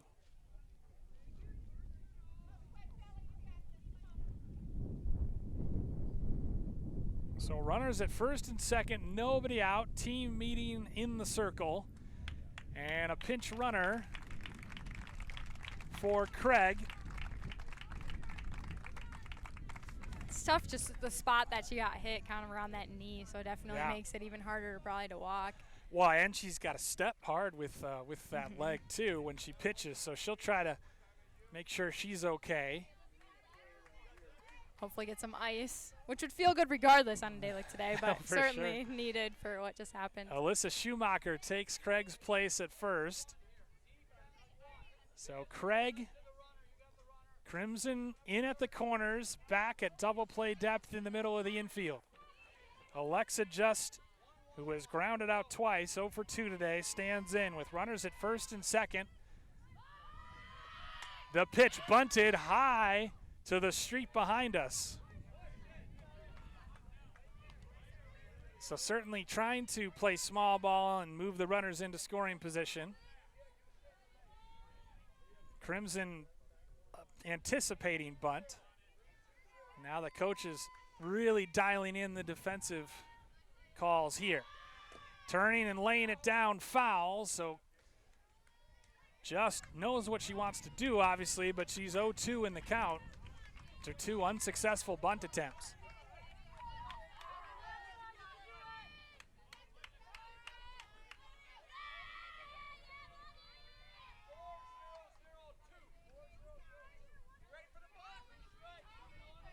Oh, and 2 the count. The pitch bounced in there. Ringen on second. Schumacher on first. And currently no outs, and so for the Cougars, trying to get an even better positioning. The pitch back towards the pitcher underneath Daniel's glove. No play at first, and the bases are loaded with nobody out. Adie Thomas, the coach's daughter, stepping up to the plate. Nobody out. Daniels couldn't handle the comebacker. And so the Cougars have the bases loaded. Again, we've seen it doesn't take much, of course. So it's just a few seconds in that mistake to fumble it and not get it to first in time. The umpire consulting with Maddie Ringen at third. Again, I'm not sure why. Hopefully she's okay, but that infield single, first 3 runners in the inning have reached. As both of their teams standing around their respective coaching staffs. Ringen singled. Eileen Craig was hit by a pitch, and Alexa Just beat out an infield single. Sets the table for Addie Thomas, who had a single in her last at bat in the 5th inning. And that's really all they need. We're sitting in that position where we're at the end of this, and you just need one of your runners to get home. Yep. No question about it. It's been nothing but goose eggs on the scoreboard all day, and Jim Coltis is now talking, and this is as close as you'll see to a timeout at softball. So both the umpires letting the teams consult and figure out what they're going to do. So now is the time for strategizing. Adie Thomas, the chance to be a hero. Emma Hopkins would follow her. Rally caps on in the Centennial dugout.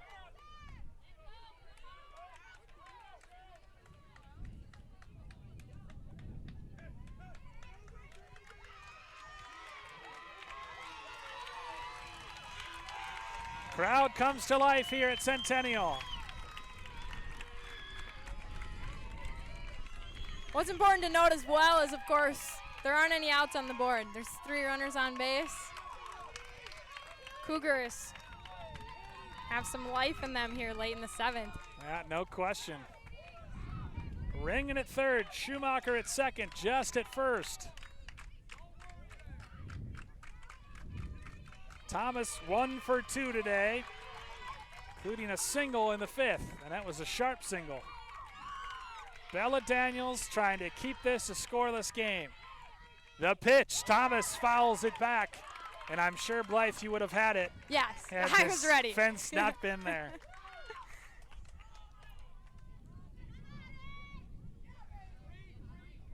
Nope, I'm definitely glad the fence is there. Yeah. For how many times Same. ball comes over here. There's a reason I didn't play baseball. Thomas consulting her wristband and then going down to consult with the third base coach, who happens to be the manager and also her father. Thomas, the only sophomore on this Centennial team. This is a very experienced Cougars bunch. A.D. Thomas, who's played pretty good defensively out there as well. Count 0-1. This is like an NBA game, so much time between pitches. Daniels with the infield in, trying to prevent that game-winning run. Turns and bunts through it. And ultimately, Grunig did not throw down behind the runner Ringen at third. Count is 0-2 after Thomas bunted, or turned to bunt and missed.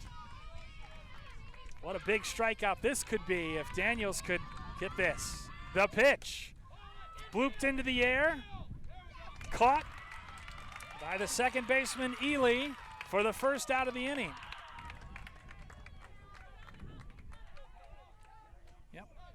Ely playing over more in like a shortstop position. The right fielder has actually come down to second base. It's Emma Hopkins.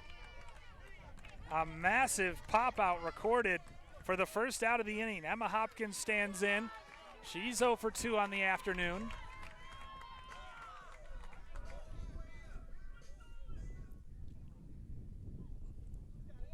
I have no idea why the stoppage, but we're back to action. 5 in the infield.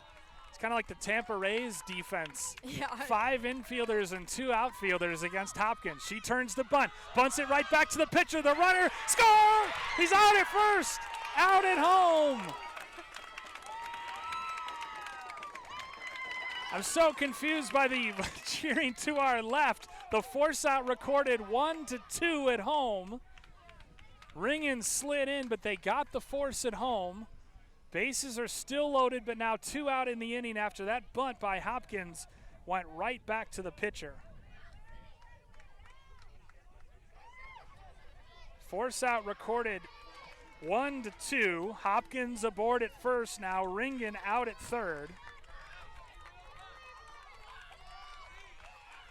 Sid Chiappetta, the batter. 2 outs, bases loaded. If Maple Grove could get out of this, it would be incredible. Bottom of the 7th inning. Crimson trying to force extras. Swinging and popped up behind the Maple Grove dugout foul.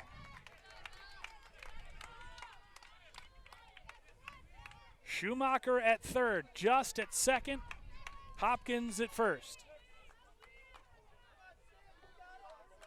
Yeah, Crimson have put themselves in a tough situation here late on, but definitely have shown throughout this one. Defense. Daniels' pitch is taken low and inside. Counts 1 apiece. Oh, the tension here, unbelievable. More of a traditional defense now with 2 outs. Crimson play in at the corners, straight away in the outfield.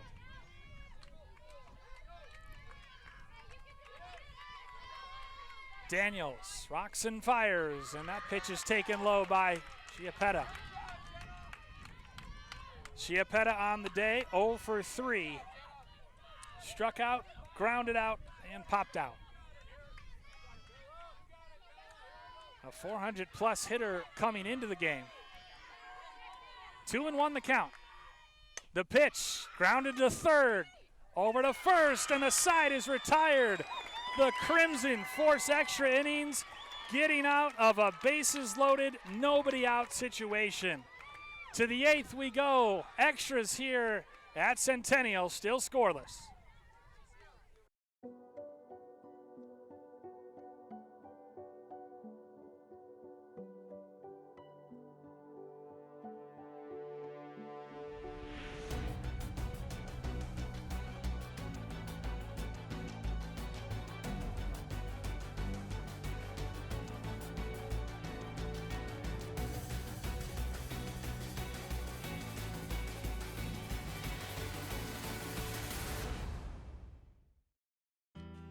North Metro TV News is your source for local stories. Highlighting the issues in your community, we bring you the news that's closer to home. Join us as we explore the stories all around us, every day at 2:30, 6:30, and 10:30.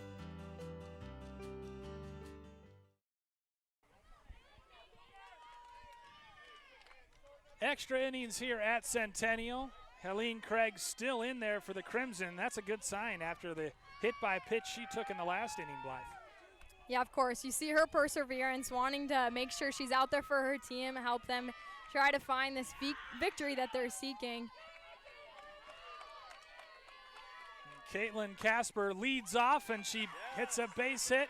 Over to scoop it up is Just. Over to first, and a beautiful play by the shortstop, Alexa Just. Yep, Craig doesn't show anything in her pitching from what we saw here in this first one. One pitch, one out. Nice play by Craig to retire Casper. And that brings up the first baseman, Bianca Nelson. Nelson today has struck out swinging twice in the third, second, and the fifth.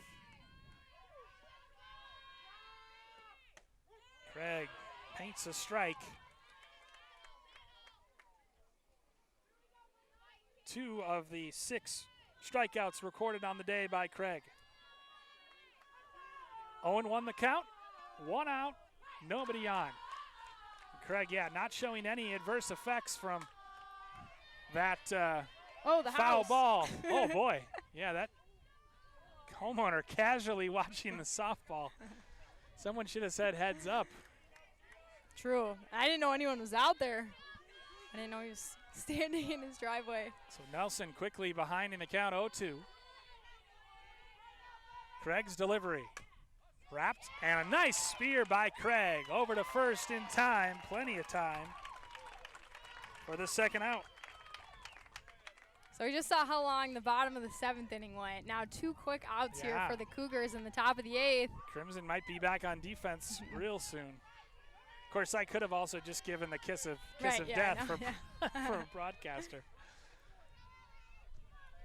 Boy, Alyssa Wern's very choked up on that bat, and she swings and misses at that first pitch. She grounded out to Craig as well and popped out to the catcher in her last plate appearance. Just 2 hits on the afternoon for Maple Grove. Craig delivers that one, a called strike at the knees.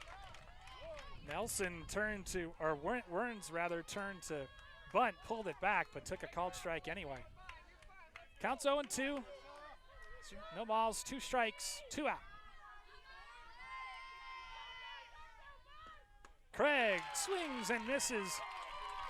And she gets Werns to fan. 1, 2, 3 go the Crimson in the top of the 8th.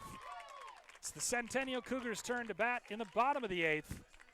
As extra innings, Blythe, anything can happen. Yeah, you see why they left Craig in. They probably had that conversation between her and their coach. Just, how are you doing? Are you able to finish it off? Because he wants her in there. He's seen how well she's done against this Crimson squad throughout today. You don't really want to take her out. Yeah. She looked like she was doing okay. Yep. It'll be 2, 3, 4 in the order for Centennial in the top of the 8th. So we've seen some very positive offense. Sure, they haven't been able to get it fully done. They haven't executed to its entirety, but definitely showing some life in Cougar offense these last couple innings for them. And a couple outs at third base, which have been critical. You know, an out at home, an out at third base, a couple outs at third base. And so the Cougars defense, or excuse me, the Crimson defense has come up big when they've needed to. You got to feel, though, for whichever pitcher loses this game, because it's going to be, could be as little as 1-0, and who knows what will be the decisive factor. Bryn Ruberg, Abby Losey, and Ella Fiddler. Of course, Losey has 2 extra base hits, the only 2 of the game for either team, courtesy of Abby Losey, and she'll bat second in the order in this inning.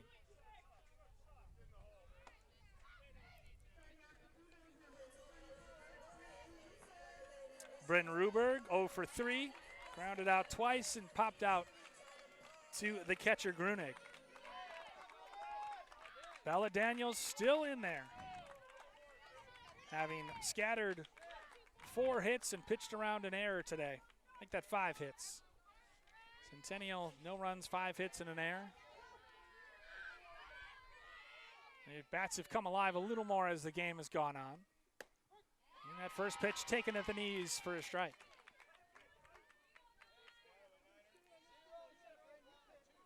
Well, I'd say you and I have gotten our allotment of vitamin D. Yes, today. Soaking it in. On the sunshine. So glad I didn't forget the Ripped down the line off of her coach's leg. Rick Thomas couldn't make the play, but Ruberg stays alive. Down in the count, though, 0-2.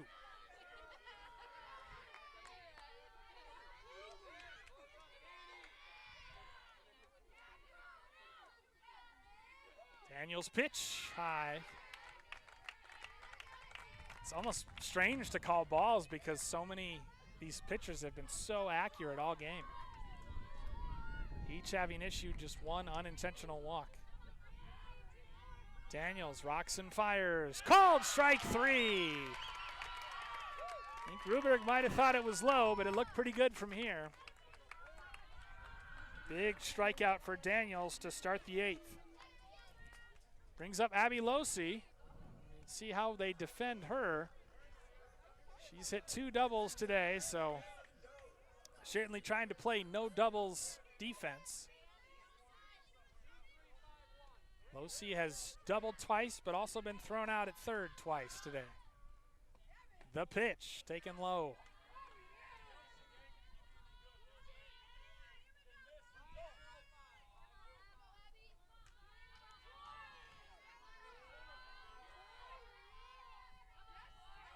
Daniels pitch.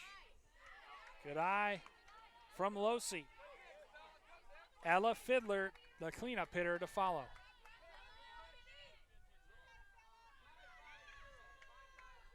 How dramatic would a game-ending homer be? Yes, I would love that. Daniels pitch, just a bit high. Looked good from here, but Losi has worked the count to 3-0.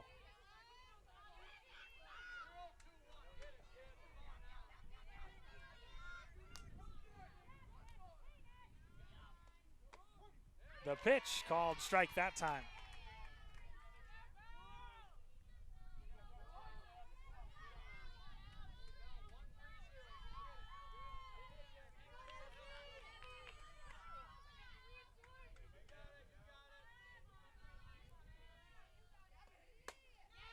Hit hard on the ground to second. Good bounce, though, and a comfortable play for Ely as she goes to Nelson for the second out of the inning. That one took a good hop right into. Well played by Ely. Continues a pattern of fine defense we've seen today.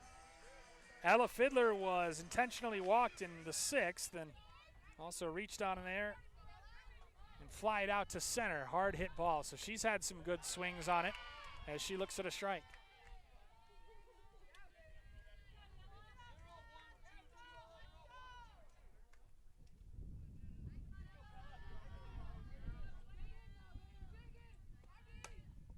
And she swings and bloops it into center field, and it'll get down for a base hit. Drops in front of an on-rushing Hockett. Good placement for Ella Fiddler, and she's aboard for the 3rd time today. Fiddler showing some life again for the Cougars, getting on base, trying to put them in position to get something done. 5th straight inning in which the Cougars have recorded a base hit. That brings up Maddie Ringen, who had a single and then was forced out at home in the bottom of the 7th. She's 1 for 3 today. Ringen, first pitch swinging, pops it up. Nelson giving chase, and Nelson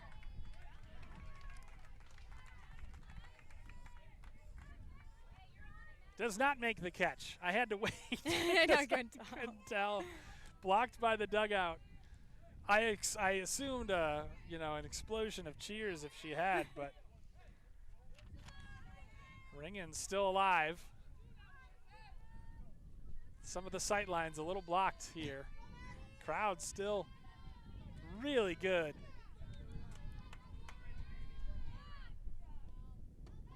The pitch, low. How about Bella Daniels just keeping up with Helene Craig? Yeah. Craig, one of the best pitchers in the state, and Daniels has matched her this afternoon. Daniels coming into this game had pitched 80 innings so far this season, so she's really been a force out there for the Crimson. Yep. And being able to pitch that many innings, just think about it. I mean, of course, not like baseball, not exactly the same with what your arm is feeling, but still. Yeah, different motions, but still. That one was fouled straight back. Maddie Ringen, the first baseman, with Fiddler standing on first. And the count 1-2. The pitch, roped out to left field. Coming over to make the catch, though, is Strom. She was well positioned for that, and she puts the leather on it for out number 3. More extra innings in the books here at Centennial. We go to the 9th inning. Still scoreless between the Cougars and the Crimson.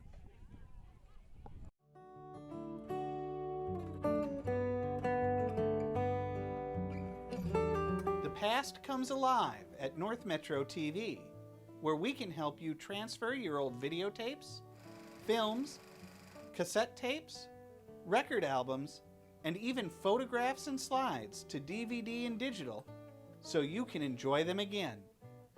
North Metro TV, bringing the past to life.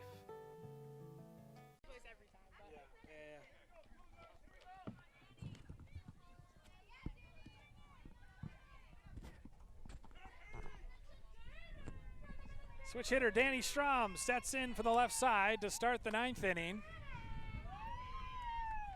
And you heard that right, the 9th inning. We are in our second extra frame here. Free softball for the fans in this winner's bracket final. Loser still alive as Strom fans at the first one. Well, you know how it is. When it gets towards the end of the season, they don't want it to be over, so you just extend the innings. Right, exactly. Keep the game going. They played 12-inning games. Yeah. No, it's normally 7, of course, and energy still high from the Maple Grove dugout as they have their rally caps on as well. Strom turned to bunt. Count is 1-1. And it's summer, so no threat of daylight fading or darkness setting in anytime soon. The pitch, Strom whiffs on the bunt, so it's 1-2. Yeah, definitely. We're charging at the corners. Sorry. I'm glad about that, just because it's not till like almost 9 o'clock now that the sun goes down, so we definitely have a whole evening of daylight ahead. If we're still playing after 5 hours, something's gone wrong. Strom swings and misses and goes down on strikes for the second out of the inning. For the first out of the inning. So that'll bring up Biz Berry, the leadoff hitter, 0 for 3 today, has grounded out twice and flown out to the right fielder, Chiappetta.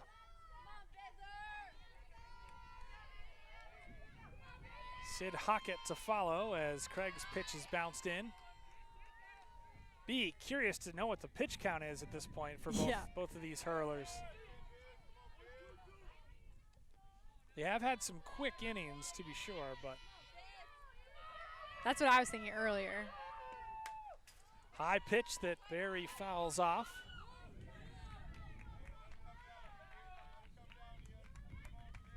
Because it's always those games where maybe the innings weren't quite long because they weren't able to get the outs, and then of course if it still goes to extra innings, you're like feeling for the pitcher for sure. But since they've had some pretty quick ones, I think they're maybe okay today.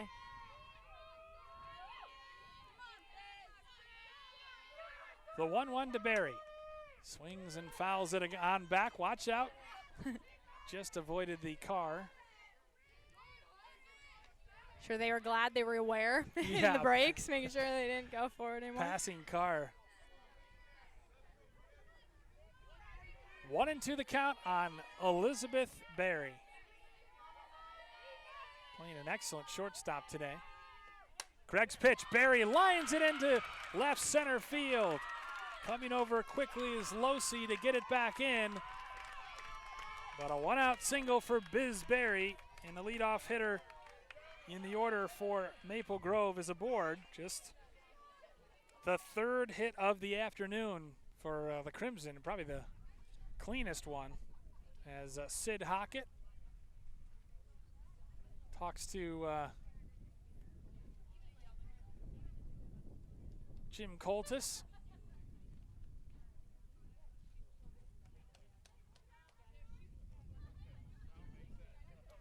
One on, one out. Top of the ninth inning. Every pitch, every batter critical. Every runner, of course. Yeah, the Crimson were able to give the Cougars a couple opportunities there to put this game away, but of course now trying to put themselves in position to at least set themselves up to finish the game off. Yeah, Centennial certainly has had a couple chances to push across a run. They've certainly won their fair share of low-scoring games. They had a couple good battles with Elk River, including for the conference title. Of course, they went unbeaten in Northwest Suburban Conference play. Craig's pitch to Hockett. She lines it down the right field line, but foul.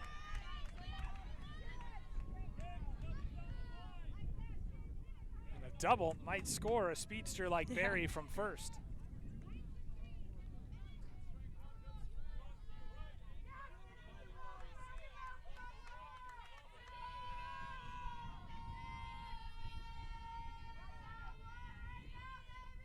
The pitch bunted back. I would have had that one-handed, were it not for the fence. You did. Yes. Yeah. 0-2 the count.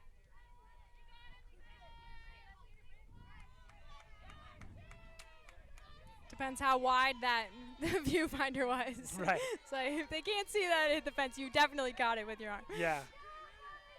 0-2 the count on Sydney Hockett. One out, one on. The pitch, and Hockett again blasts it, but she's definitely late on these pitches. And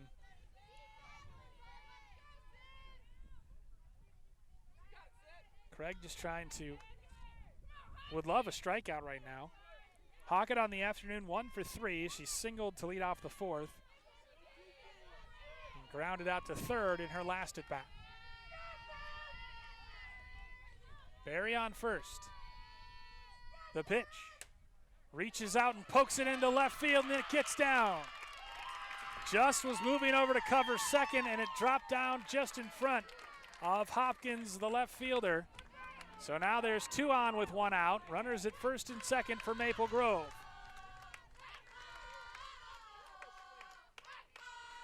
And the Crimson dugout is buzzing. 2 singles today for Hockett. And that one was just, she just reached out off the end of her bat and blooped one into left field.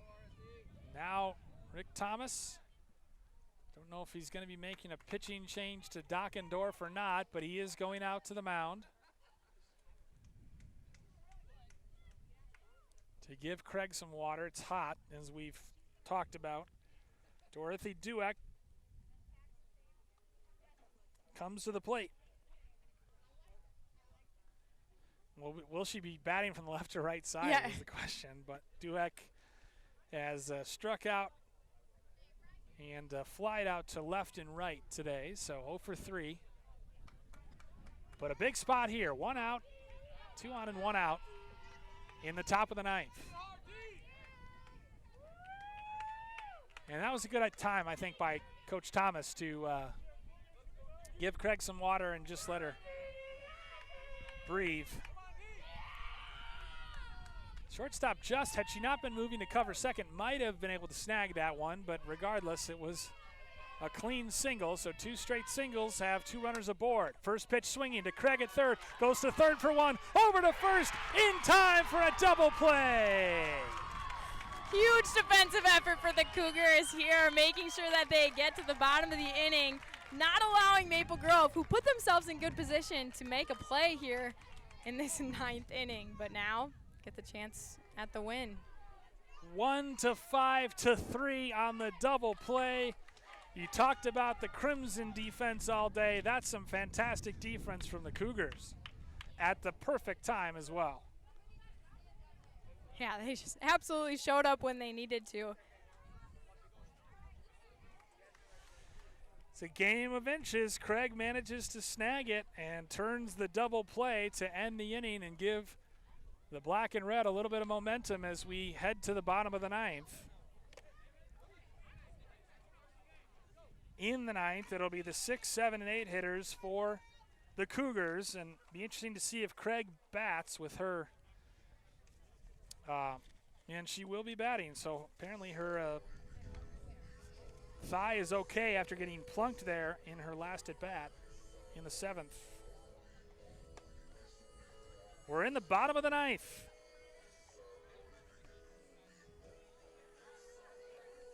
Yeah, it's hard to believe there hasn't been any runs yet today. No. But that's just been how today has gone between these two, coming into it knowing, again, that 14-3 game they had earlier this season. If Bella Daniels can get through this inning, that will be 9 scoreless for both teams, so pretty unbelievable.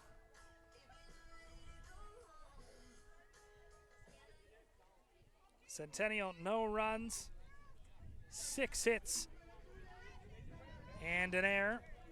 Maple Grove, no runs, 3 hits, and an error.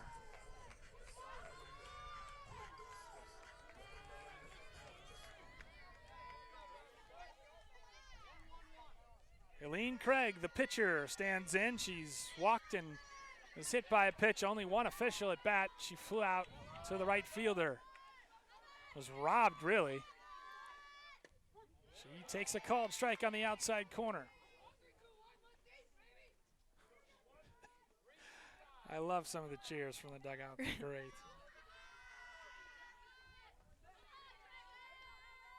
Daniels pitch high to even the count at 1 apiece.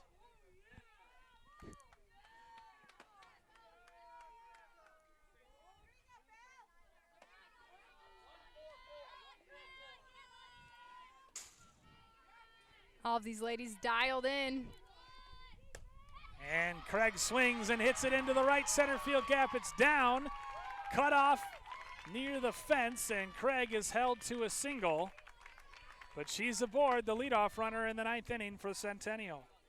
Good decision out of the gates, making sure that she doesn't try to take off too much than she can chew there. Staying at first. Yeah, I would expect Schumacher to pinch run for her. Yeah. So, or somebody. Probably Schumacher. It's been Schumacher, so.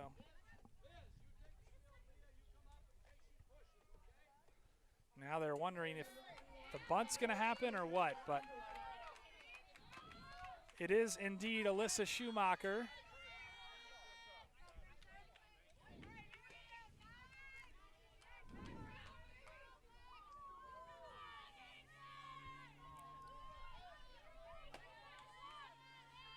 As Alexa Just stands in. She had an infield single in the 7th. First pitch swinging, pops it to third, and Schumacher able to get back in time, but first out of the inning recorded. A pop out for Just. Brings up A.D. Thomas. Thomas with the bases loaded in the 7th. Popped out to the second baseman, Ely. 1 on, 1 out, bottom of the 9th.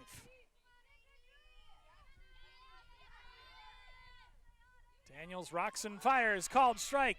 Throw down to second, swipe tag, safe. It was a close play, but Schumacher manages to swipe second. Now she's moved into scoring position with 1 out in the inning. We talk about risks earlier in this game, and definitely as we get to this bottom of the 9th, we're going to hopefully see some more of these risky plays that are going to turn out here. And we see the Cougars make it to second on that risk.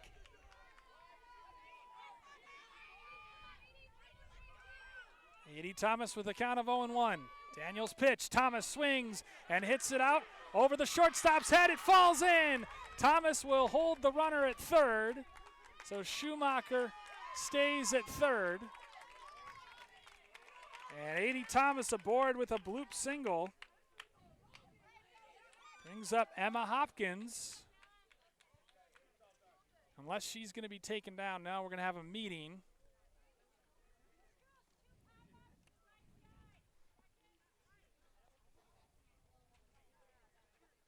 But again, the Cougars have put themselves in position to finish this one out.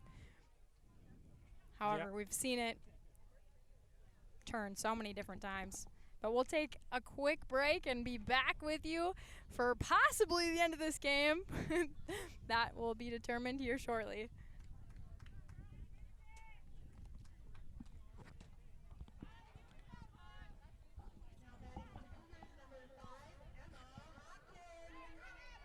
And we're back. Just want to clarify something. That is actually Maisie Dockendorf at third, a senior.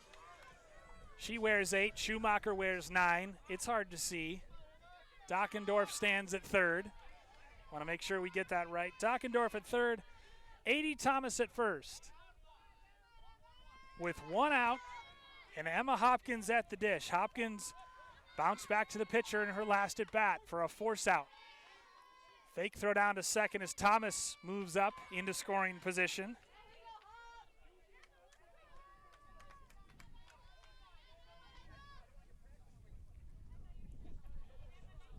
Dockendorf at third, Thomas at second. Emma Hopkins, the left fielder, at the plate. She's 0 for 3 this afternoon. But with just 1 out in the inning, the infielders are in. Outfielders shallow depth in the bottom of the 9th. And Hopkins fouls that delivery back. Count is 0-2. Daniels could really use a strikeout right here. The last one she recorded was Bryn Ruberg to start off the 8th. 2 singles in the inning. For Centennial have runners in scoring position. Dockendorf pinch running at third. The pitch. Ooh, Maple Grove fans certainly wanted that called strike just a bit outside. And a pretty good spot by Daniels. Bella Daniels still working on 8 1/3 shutout innings. Hopkins through the hole. Centennial wins it. Maisie Dockendorf crosses the plate. It's an RBI game-winning single for Emma Hopkins. Her teammates mob her on the pitching circle. A tough loss for Maple Grove, but a huge win for Centennial. The Cougars pull it out in 9 innings. What a game, Blythe. Definitely, of course. We've been waiting for one of those throughout 9 innings, and finally it comes down to that 1 run like you talked about early on in this one, Bill. Unbelievable game. Centennial finishes with 1 run, 9 hits, and an error. Maple Grove, no runs, 5 hits, and an error. The winning pitcher, Helene Craig, with 9 shutout innings, scattering 5 hits, and striking out 8, beg your pardon. Close enough. That's still so many. Oh, my gosh. Meanwhile, Bella Daniels pitched a whale of a game as well.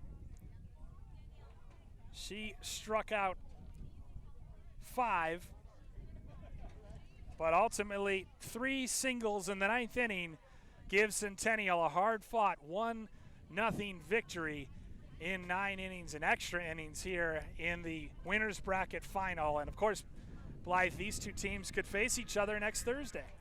Yeah, exactly. And the Cougars now continue on just 1 loss on the season, so that tiny blemish as they continue on. Well, that'll do it here from Centennial. For our cameraman, Mike Peterson, and my broadcast partner, Blythe Whaley, I'm Bill Hupp saying good evening from Centennial High School, where the Cougars run their record to 20-1, and they advance to the section final with a 1-0 extra innings victory over Maple Grove. Thanks for watching this presentation of high school softball on North Metro TV.